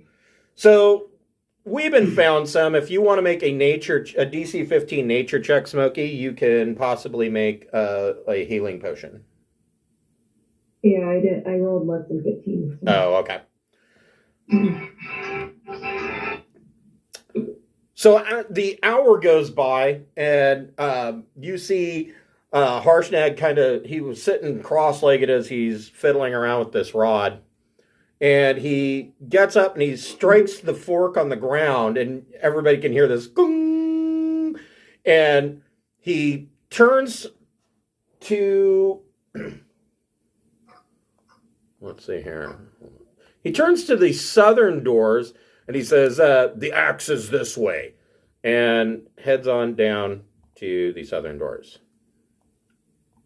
And once again... What's the big guy's name again? Harshnag. Hey, Harshnag, you have to give me a ride? Sure, hop on, little person. Sweet. He shoves open some double doors. The double doors lead into this room, are coated with ice, and can't be pulled open until the ice is chipped away. So he just slams his fist into the door, and the ice falls off in sheets. The room is 240 feet wide by 440 feet deep, with a 20-foot wide alcove in the center of the east wall. 6 pillars, each 20 feet in diameter and 60 feet tall, support the vaulted ceiling. The walls are lined with niches and sconces identical to the ones in Area 3 and 6. So these sconces are holding unlit torches. But... Dun, dun, dun.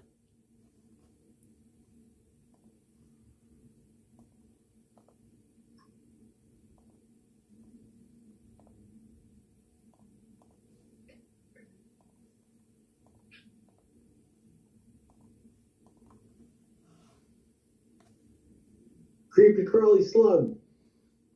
Yeah, it doesn't really look like a creepy crawly slug. It is a Remoraz. I don't know if you have a picture of a Remoraz that you can show. I can go for that. A sentient cucumber. Yeah,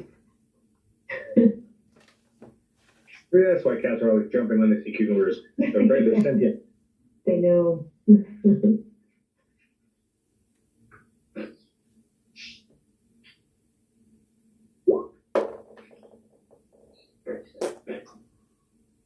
Oh, yeah, no, that is not a cucumber. It's cuddly. If it was a sea cucumber, I'd want to make it my pet. Everybody... As a Triton, but it's like a fire slug, so that's going to be a hard pass. Right, yeah. Everybody roll initiative. It is hungry, and you guys look like lunch.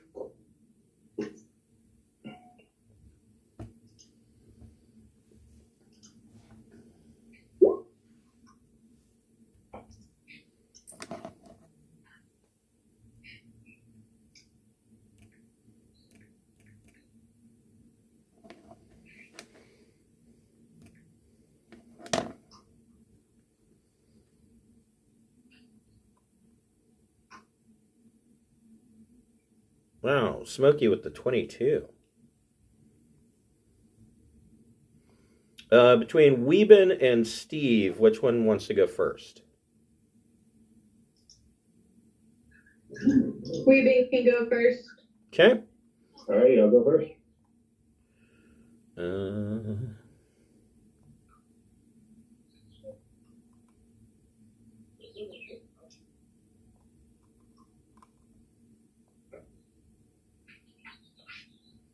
All right, so Smokey, you see this Remoraz in this large circular alcove rear up. What would you like to do? I wanna shoot it with the oath bow and whisper the sworn enemy phrase. Okay. You suck. I got +5 to hit. Or I'm sorry, yeah, 24 to hit. That hits. Okay. And then when it hits, that's when it's my sworn enemy, right? Yep. Okay. So I got 9 piercing damage for Okay. that. Okay. Your next shot. Okay. And then I have advantage. My attack's going to now. 17 to hit. That hits. Okay. And then extra 3d6 piercing damage. Wow. All right. 14 altogether. Okay. I guess I can turn this guy. There we go. I'm going to move back just 1 square. That should do it. Okay. All right. And your arrows, you see these arrows hit this Remoraz, and at first you see the arrows sticking out of them, and then the shafts of the arrows catch fire and turn to ash. Weeben, what would you like to do? Okay. I'm on the giant shield. How tall is the giant again? Like, shit. He's got to be pushing 20 feet. Okay. So it should be an easy high check for me then, all right. And what's the lighting like in this room? It is dark except for whatever lights. Well, dim because the Remoraz is putting off light. Okay. So dim light. So I can make my eye check at advantage? Yes. Or self check? Yes. All right. And I roll, is that 13? Okay, cool. 18. 27. Okay, so you are hidden. Alrighty. Now, I'm going to assume that, like, my character starts to turn over here, like, on his shoulders, right? Right, because you were riding on Harshnag. Okay. Then I'll drop down, like, to kind of jump off his back. Do I need to make a check for that? He is pretty tall. Go ahead and make an acrobatics or athletics check. Okay.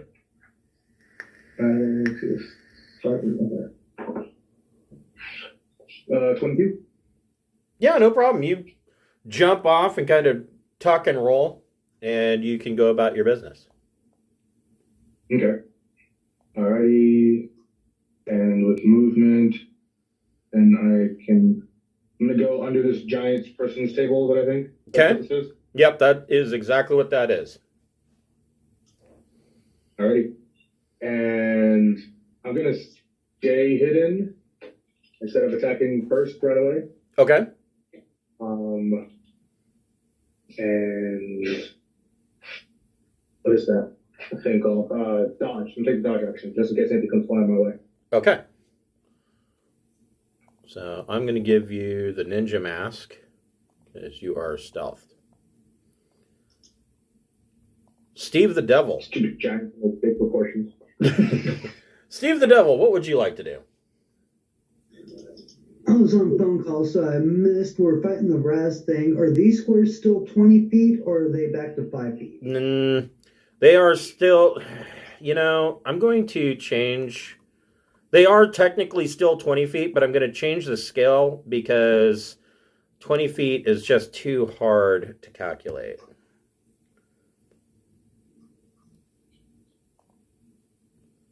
So the grid on the map is set to 5 feet, so that should be normal. Okay. So actually, Smokey, if you want, you could be like over here. I want to keep the table between me and the thing. Okay. Gotta get there. Well, if that's at the 5, I can get to there. Can I see around that pillar enough to see that thing? You can see the backside of it, yeah. Shoot in the butt. Yeah. But first I'm going to use bonus action to cast my curse blade or my hex blade curse. Okay. So he has a Hexblade's curse on him. Yep. Which allows me to add my proficiency bonus, increase threat range, and gain temporary hit points when it dies. Okay. Alright, then shoot it in the butt. It's in regular light. Yeah, it would be a normal shot because this thing is glowing with fire and brimstone. Okay. Well, that's a 19 for a possible critical. That hits. So that's going to be 8, 12, 15, 30 damage. Okay. Second Eldritch Blast. It's going to be 23 to hit. That hits. For another 11 damage. Okay. That got his attention. And that will be my turn. Okay. Pew pew to the butt. Scaly, what would you like to do? Let me double check my ranges. Yes, I will cast Tidal Wave all over it.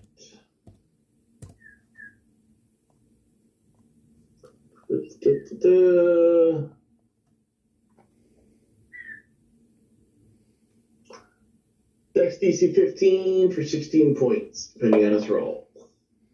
17 to save. Okay, so he takes 8. Food and duckies.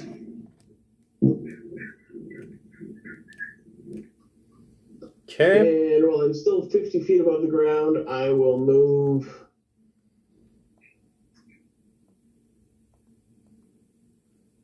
up there. Okay. All right. Harshnag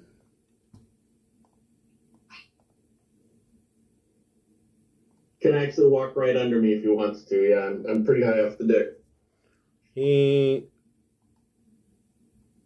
Well, yeah, that's fine. He runs up with Gert's great axe and is bellowing and laughing at the same time.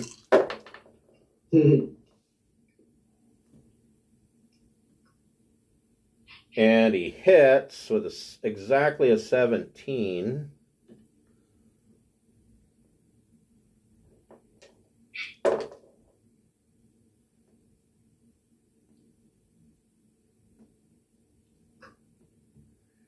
For 33 points of damage.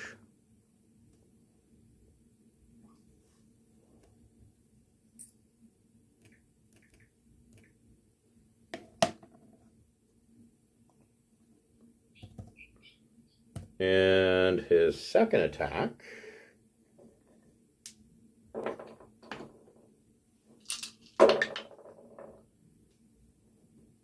he misses with a 14.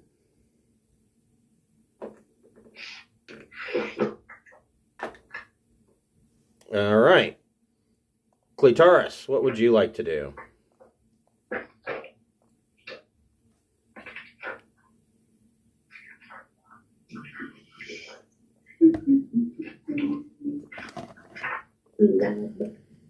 Around the slab.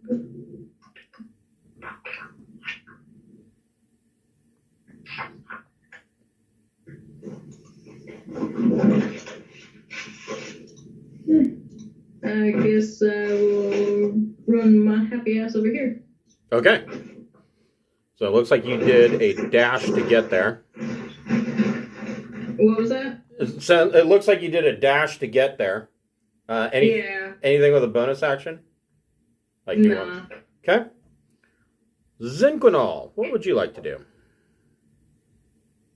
All right. Well, first I'm gonna cast Shield of Faith around the dummy that just ran at the monster slug. Okay. Full speed So without being able to make any attacks. So what's that do to her AC? +2, I think. Okay. Yeah, +2 Okay. to AC.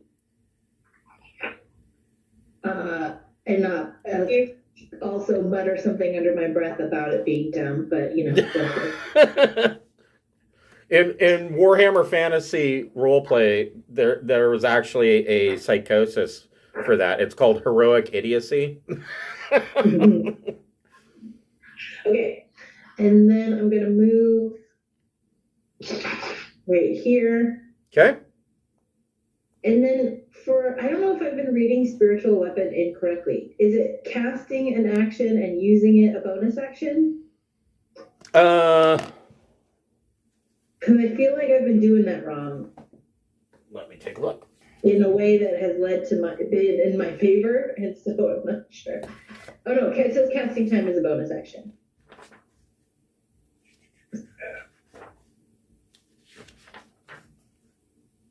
So spiritual weapon casting time is one bonus action.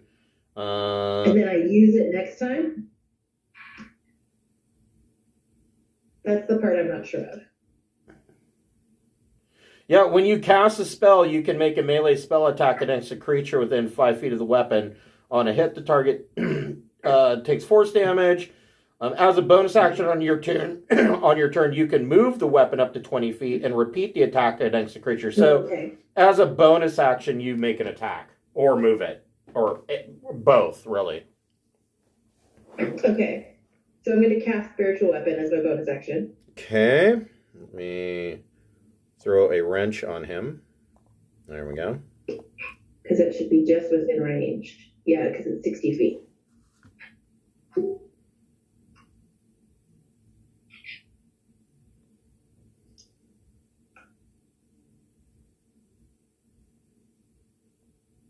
Okay. And then I do get to whack too? Correct. Okay. Since it had so many as a bonus actions in there, I'm like, is it separate? Right, yeah. At a time? So Yeah, it's basically cast an attack, move an attack as a bonus action. okay. 12. I got 12. 12 So is a here miss. or there. Yep. I'm sure I missed. Yeah. Cool. So the Remoraz is not happy with this.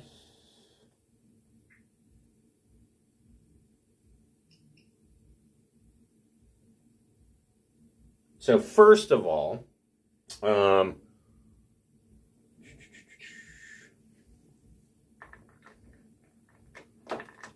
first thing that happens is that because, well, not Scaly, but Clitaris and Harshnag both take fire damage because they are close to it, within attack range of it.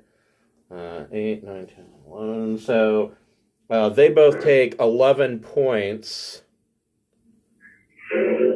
of fire damage.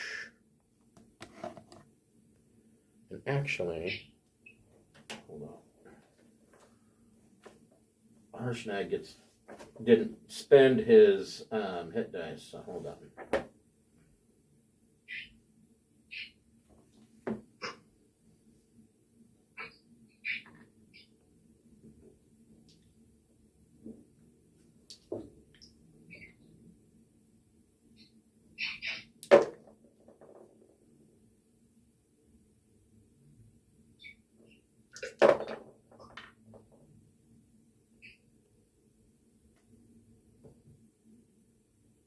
So he gets 34 hit points back.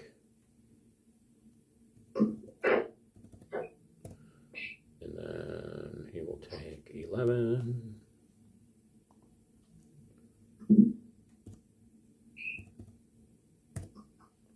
Okay.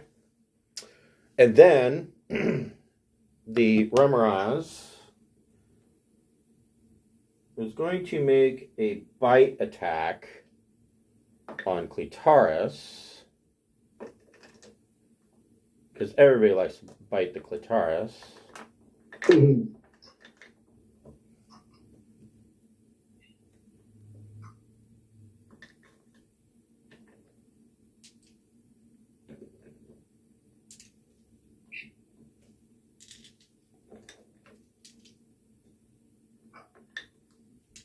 Okay.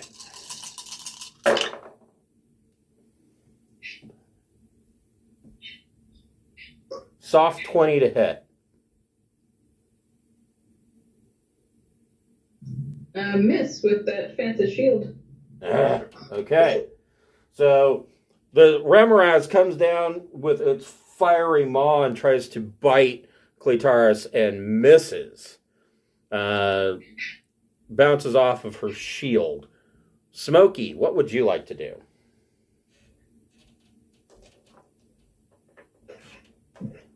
I need to move so I can get some line of sight. Am I able to, like, jump over the table? So the benches for this table, because this is made for giants, the benches are like 10 feet off the ground. The table itself is like 20 feet off the ground. Oh, so I can run under it. Okay.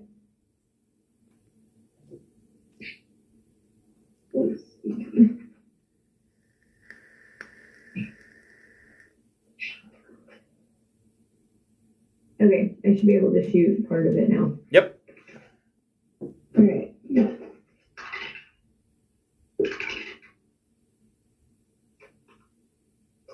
My guess on that shot was 13. That's a miss. Bounces right off of its scales. Oh, damn it. And then 16. Also bounces off of its scaly hide. Oh, okay. Great. Anything with a bonus action?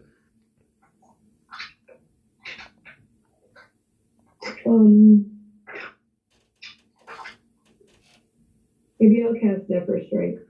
Yeah. Okay. You can do that. Yeah. So And I can move back a little bit. we'll give you the little meteor icon to show that you're moving faster. And then, okay, that should be everything I can do. Okay. Weeben, what would you like to do with your hidden self hiding underneath the giant tables?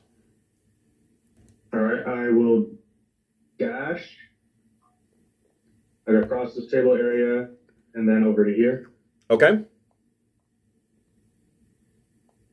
And so that should get me about here. Oh, here then. Yep.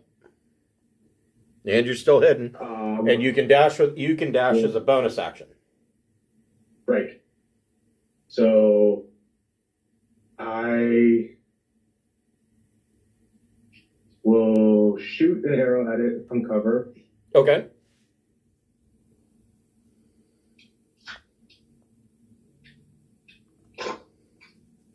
By the way, I saw a thing in my Spulker that says something about dim light doesn't affect perception checks for sight. Does that also mean that dim light doesn't affect me for like shots, or is that different? Dim light doesn't affect you for shots, no. But it does affect your ability to perceive things. You're at disadvantage for perception or investigation. But then I have the Skulker ability, which says that dim light doesn't affect me for perception checks. It's like the third part of the Skulker ability. I just wanted to know if that affects things like that. Let me double check.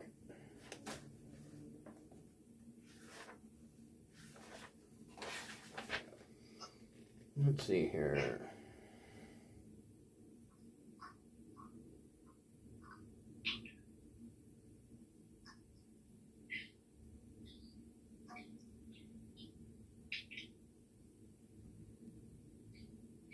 So yeah, it does not affect your perception checks. Okay, cool. And you said that it's not going to affect my attack, or it is going to affect my attack? It won't affect your attack, no. Okay. And Because then you have the how does skulker making a feat. perception- Okay, how does making a perception check work? Like if you're in the middle of a turn, is that like a bonus action, a free action? It would- or your attack action? Like- If you state that you want to try to perceive something, that is your action. Using a Gotcha. skill or ability is an action. Okay, good to know. Well, then let's see how this attack goes first. So you have advantage because you're hidden. And I get a 24. That hits. Which means you're no longer hidden. It's no longer Ninja E. Let's see how these dice want to work from here. 6, 12, 18, 26. 26 points of damage. Okay. Because I have sneak attack, right? Correct. Okay. Okay. Do you have any movement left? I do. And I think I'll just move myself behind the pillar. Okay. All right. Steve the Devil, what would you like to do?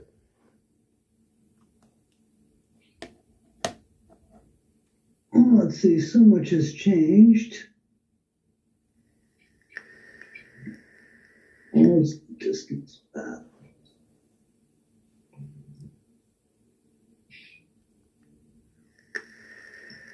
I will scoot around to the backside. But I don't need to have the rings on anymore. Kitty, you're making this hard. Nothing likes to be an inconvenience. No, don't.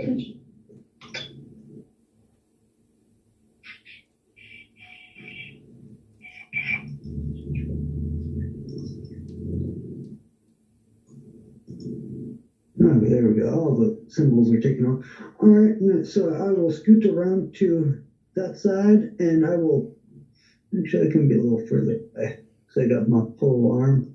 I will stand off to the side and poke him from 10 feet away. Okay. With my pike. And now I have the innovation thirst blade, so I can make 2 attacks. Okay.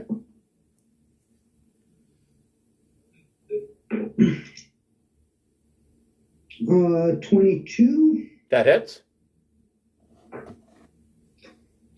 15 damage. Okay. Your next attack. Exact same thing. Oh, this time it is 17 damage. Okay.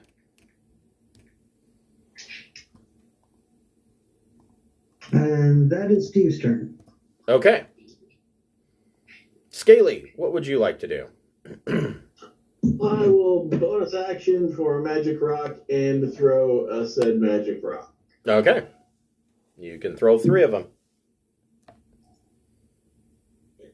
Only he without sin may cast the first stone.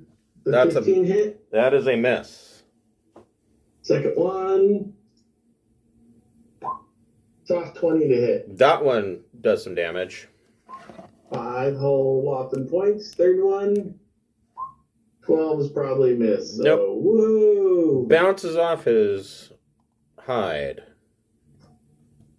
And I'm 50 feet up, so I'm flying circles around over stupid Remoras who can't touch me. Right. Harshnag, instead of making taking an attack action, he moves here and is going to try to impose any attacks on Clitaris, giving the Remoras disadvantage. Clitaris, what would you like to do?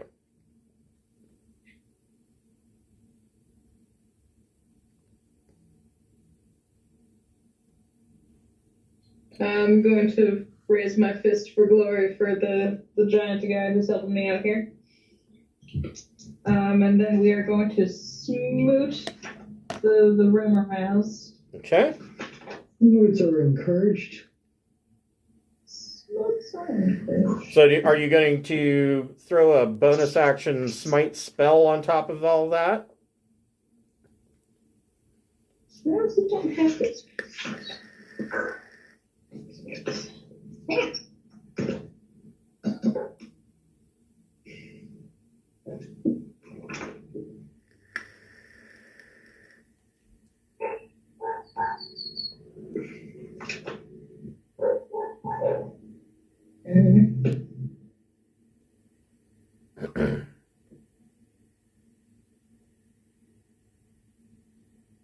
I think the main one I used was Branding Smite. Branding. I think that's the main one I used. It does extra fire damage. But it's a fire creature. So it is immune to cold and fire. Okay, I don't know. What would be the next best one? I think Wrathful might be decent. Yeah, Raffle would probably be work. Okay, so Lightning's unimpressive. yeah, the Thunder Smite. So I'm going to first attack it because that's the important part here. Yeah, it doesn't matter which one it is if you don't hit it.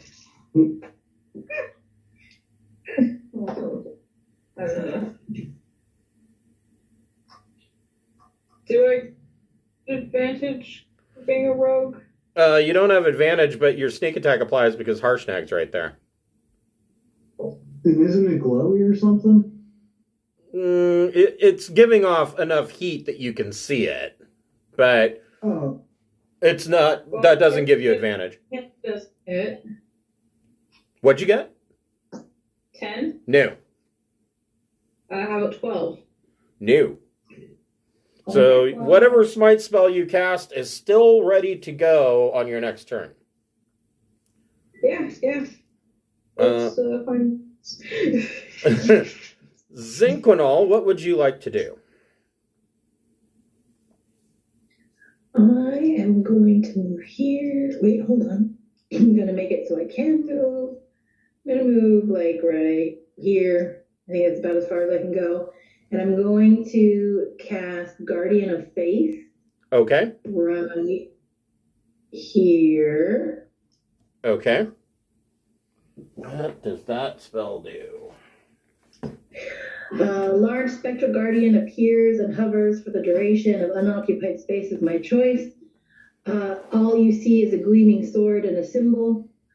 Any hostile creature through that space must make a dex saving throw or take 20 radiant damage on failed saves, half as much on a success, until the guardian has dealt 60 points of damage. Okay, so you're putting that right there, right? Yes. Okay. So it is a, let's see, Dex 14. Okay. 16 to save. All right, so that's 10 points radiant. Okay.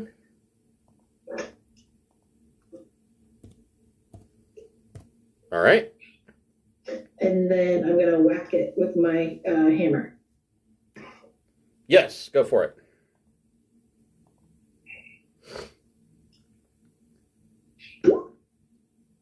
That hits. Okay. 4 more.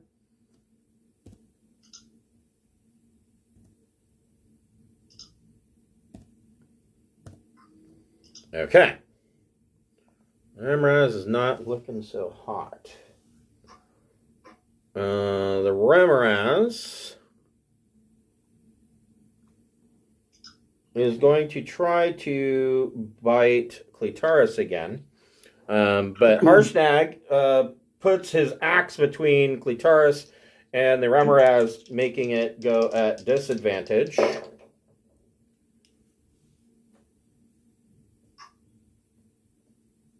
$21 to hit. 21 hits. Okay. So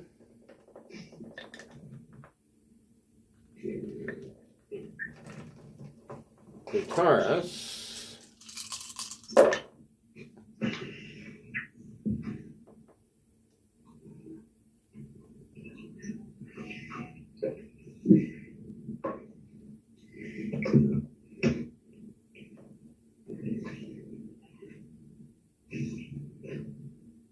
Oof. You take 46 points of piercing damage. Ow. And 7 points of fire damage. And you are currently grappled. On your turn, you can attempt to make a grapple escape, DC 17 strength check. But you. I mean, that's great, but I'm currently passed out. Okay. Well.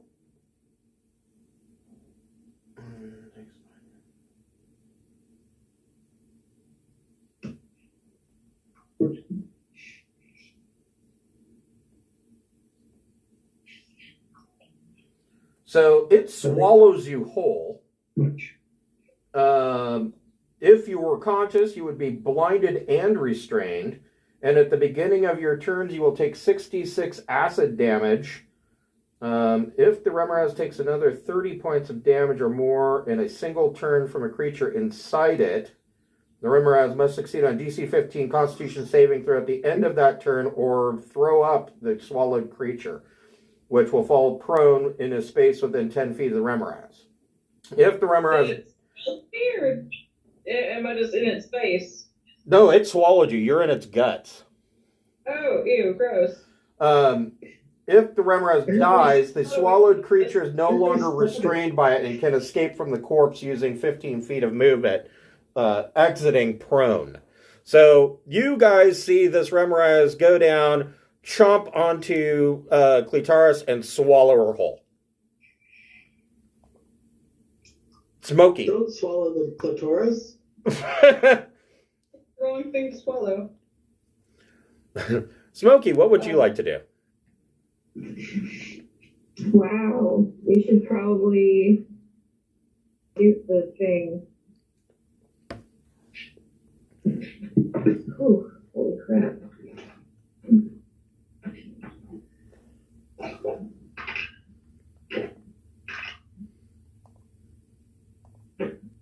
Okay, 15, the first one, that doesn't hit. Nope, arrow bounces off of it.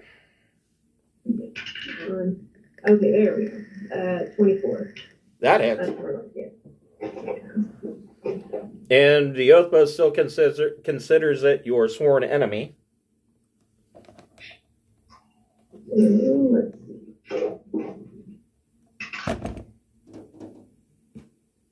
It's got 5 piercing for just regular, if not. And then 13 for the damage from the crossbow. Okay. That hurt.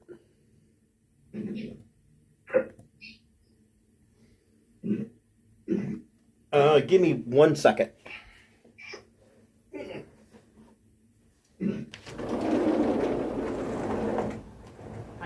Okay. I have a mass cure wounds I can do for my staff on my turn as well.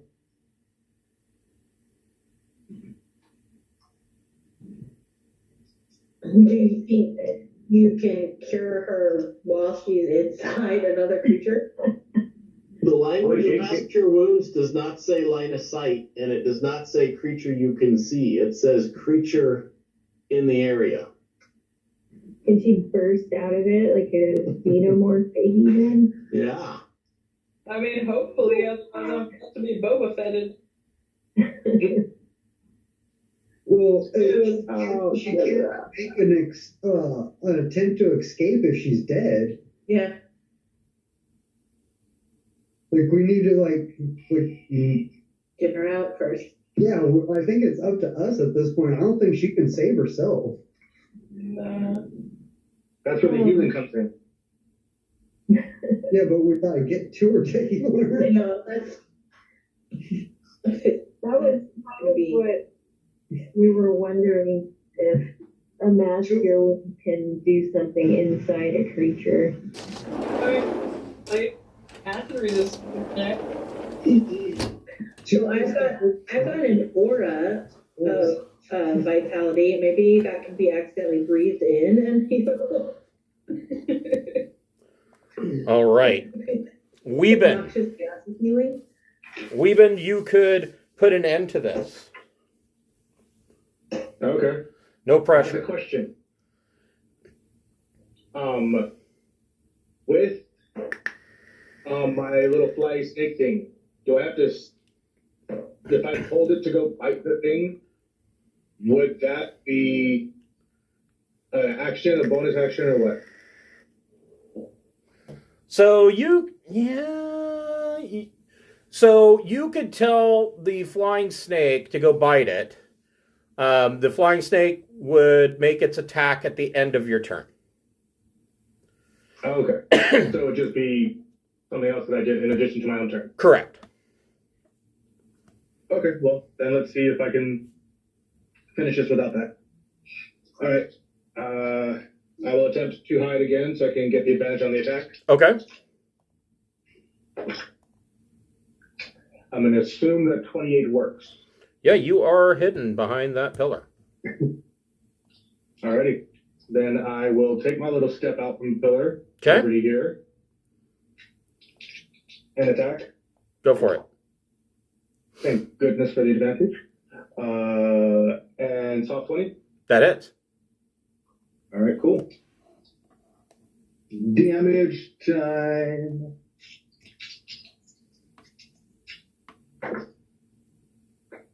5, 6, 8, 11, 13. 16 damage. Oh, Weeben steps out and fires his short bow right through the side of the Remoraz's head, and the Remoraz falls dead. Thank you for sneaking an advantage. I Now, was rolling 2s the other time. It was like a 2 and a 14. 2 and a 19. as soon as the Remoraz dies, Somebody cut her out. Harshnag takes his axe and cuts the belly open and reaches in and pulls out a very acidy, slimy Clitaris, who is completely unconscious. Does somebody want to do something about that? Are we out of an ish? You're out of an ish. Steve will poke her with his foot and be like, get up. Come on. So, Clitaris takes an addition. Clitaris takes an additional two failed death saves from Steve poking. I have prayer for healing that's 3d8 plus 3. I don't know. I mean, I guess we could do both. Scaly just did a mask here, too. Well, I mean, once you get her up, you guys can go ahead and do a long rest. So, Yeah, long rest. Everybody in the circle gets 10. so that Weeben does all of the scouring through the treasure while all the healing's going on because Weeben didn't take any hits. okay. We will get to that in just a moment. Like, what's this pile of stuff that was laying on? So, yeah, that brings Clitaris back up. The consciousness is just going to beat on fucking Remoraz. Yeah, so, yeah, the prayer of healing brings Clitaris around, and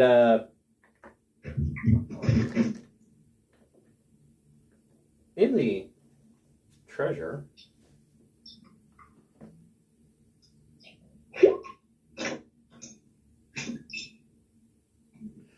so the Remoraz had basically hoarded, this clearly was a feast hall at some point.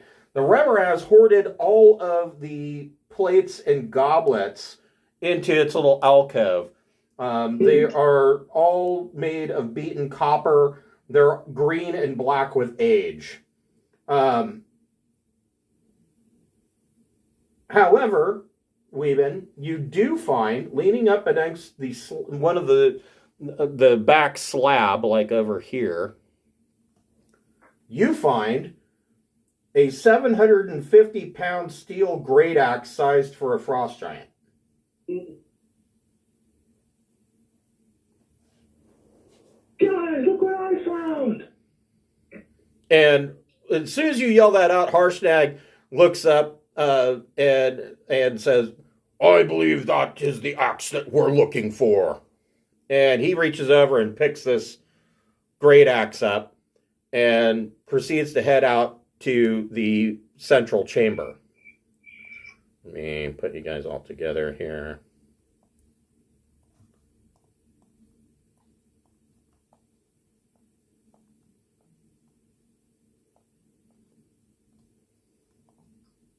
I can get the blob off of Smokey. So Harshnag puts the axe into Thrym's hands, but nothing happens. Aww. What do you guys suggest? Alakazam. Do we play musical chairs with the weapons of the other giant statues in the room? And just Does anyone have Arcana that would know what was going on? Yeah, I'll allow anybody who wants to make an Arcana check. I mean, mine, I don't know much, but might as well. I didn't do so hot. Can I do Zinquinol has an idea. So Can I make a religion check? I'm sorry, what was that? Can I make a religion check? You could.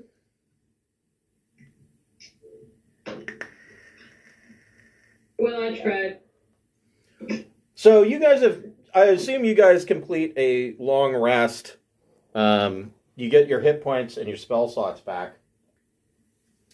But Zinquinol, you seem to think that maybe if a giant of that particular type takes the weapon from one of the statues and touches the runes, it will open the frost gate.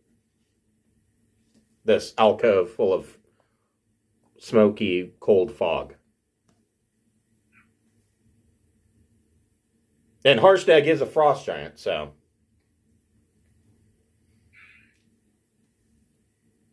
So he takes the axe.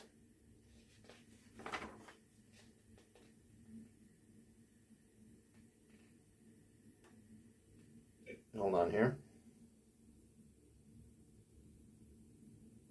And he touches it to the runes.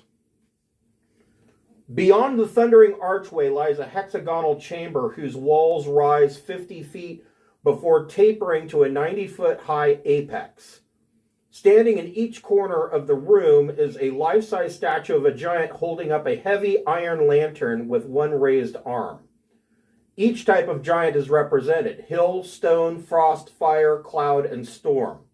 A cold magical light radiates from each lantern, illuminating a giant corpse lying on the floor beneath a shroud of frost in the middle of the room. The corpse looks like it has been here for some time, preserved by the cold. Next to the body rests a giant, frost-covered morning star. As you come into this room, which I don't even think they... Oh, they did.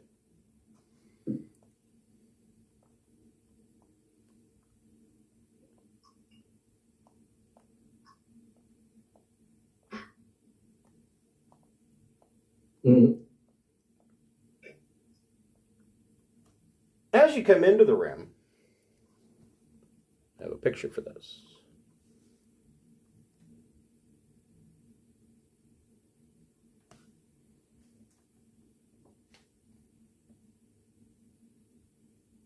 A ghost pops up out of the corpse. And he tells you, he says, like many giants before me, my father, Blagothkus, came to the Eye of Anam. Now, if you remember, you guys, your previous characters have had dealings with Blagothkus. Blagothkus was the giant that was flying the castle. Blagothkus was this guy's father. The divine oracle told me that a great upheaval would upset the balance of power in the world, giving all giants the opportunity to win the respect of their gods and bring glory to their race. The oracle told my father outright that he would never impress the gods enough to earn their favor, and then urged me to step out from beneath my father's dark shadow. My father was overcome with despair and envy, and a terrible fight ensued between the two of us, in which my father killed me. My father then left to his castle and left me here to rot.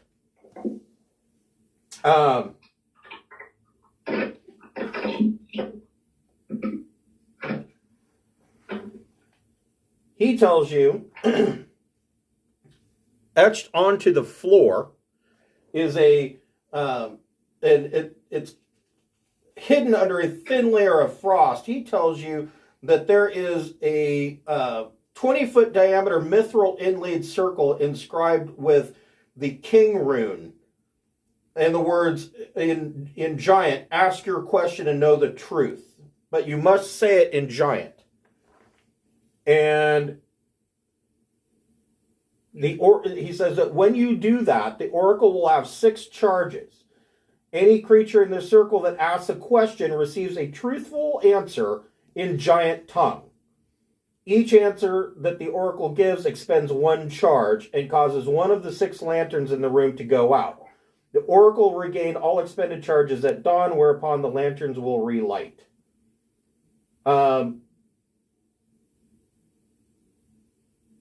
It's similar to a divination spell. So, does any of you speak giant? I do. I mean, Harshnag does, obviously, but so you guys are able to activate this oracle. What questions would you like to ask? You get 6 questions.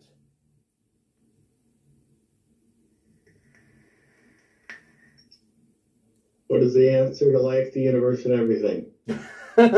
42. You got 5 questions. Don't ask things we know the answer to.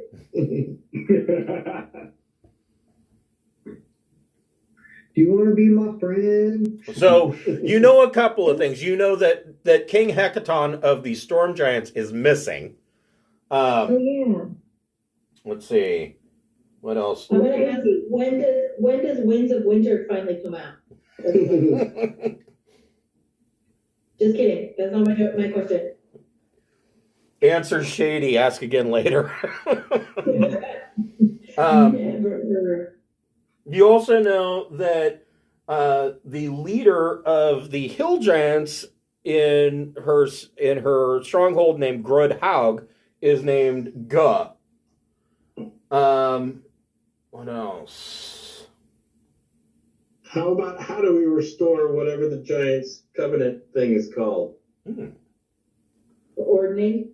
Yeah. That seems like the important one, yeah. So the answer that you receive is that you get this booming answer that in order to restore the ordning, you will need to first find out what happened to King Hecaton and put to rest the disorder in his court. What happened to King Hecaton?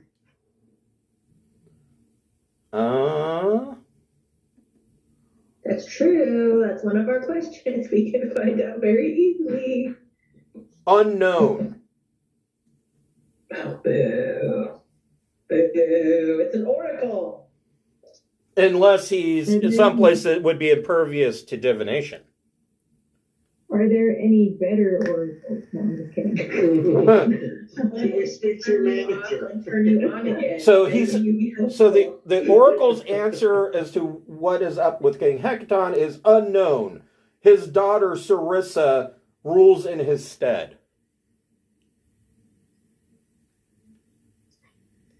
You escalated to tier 3 support. Does Sarissa know where King Hecaton is? Is that a question they would be able to answer, you think? It says, speak to Sarissa, his youngest daughter. She has a clue to her father's whereabouts, and she needs your help. He was misled by his eldest daughter, Mirren and Nim, who covet his throne.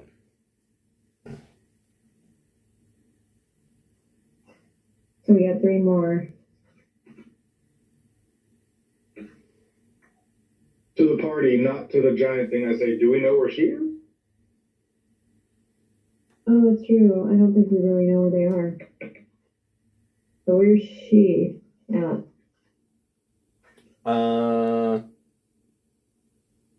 Where is Mirren and Nim, or where is Sarissa?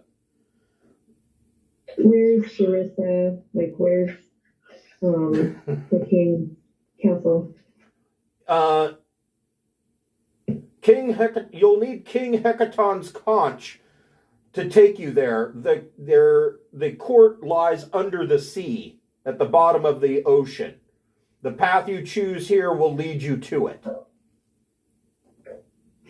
Bingo, go! I choose you. You will need to locate the conch and then use the conch to visit Hecaton's court. So you got 2 questions left. Do we ask where the conch is? I guess. Yeah, where's the conch? In the clutches of a giant lord. God, okay. Where's the giant lord? So the giant lord is Guh. Oh, okay. I wanted to see how foxy she was in person, so. She's dead sexy. That's right. Okay, we have a reason to go see Guh. Well, You got 1 question left. Oh.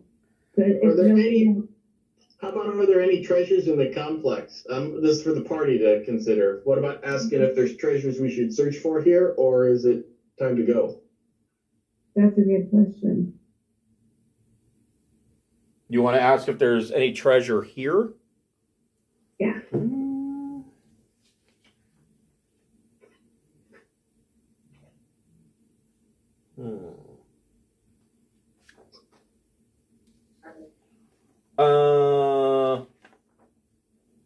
Not really. This Oracle of Divination is possibly the best treasure. And that it basically says you are in the treasure chamber, is the response. Then the Oracle says, to reach Chief Guh, travel south over tree, hill, and vale. Let the great river be your guide. There on one of its eastern arms you'll find Grodhaug, the den of the hill giant chief. The conch you seek is close to her. Cool. And then all of the lanterns go out and the oracle is spent. When we even come back in, maybe we can get 6 more questions. Everybody leave, change your clothes real quick. Change your hair, go back in. As you are, you go back through the, you go back through the frost gate.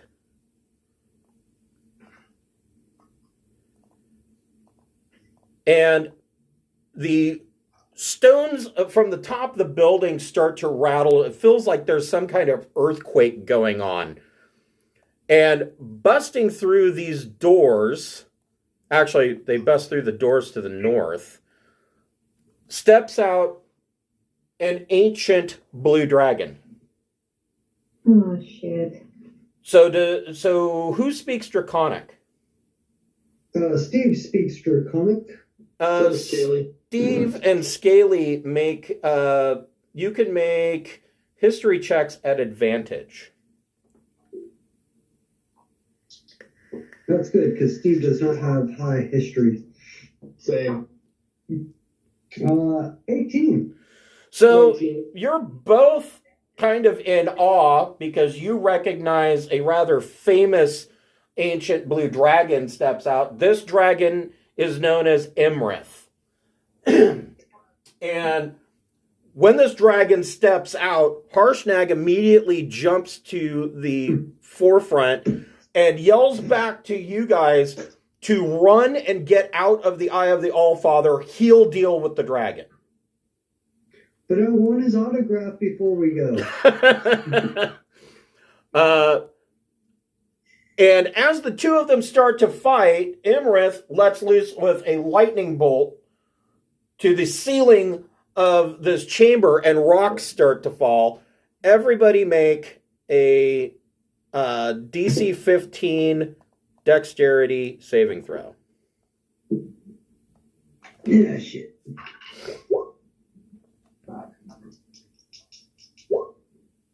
We're not good. I didn't make it. Shit. So let's see. Zinquinol didn't make it. Scaly didn't make it. Zinquinol and Scaly take 5 points bludgeoning damage. Smokey takes 5 points. Weeben made it. Steve will be taking 5 points. Clitoris made it. Okay. All right.